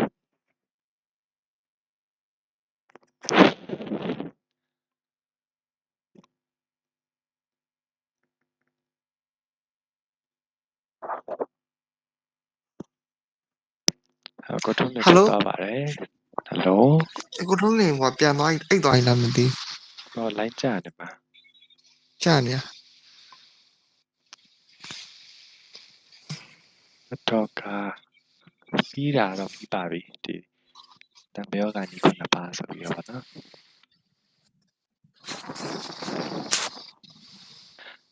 ဒီကတော့ဒါအညာတမန်းစီတဲ့သိ73ပါပါပဲ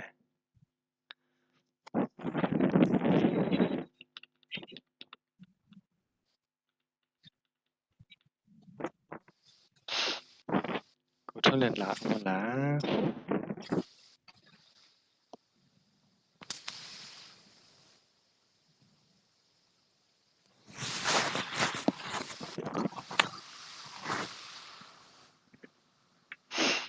နည်းနည်းတော့စောင့်ကြည့်လိုက်ပါမယ်နော်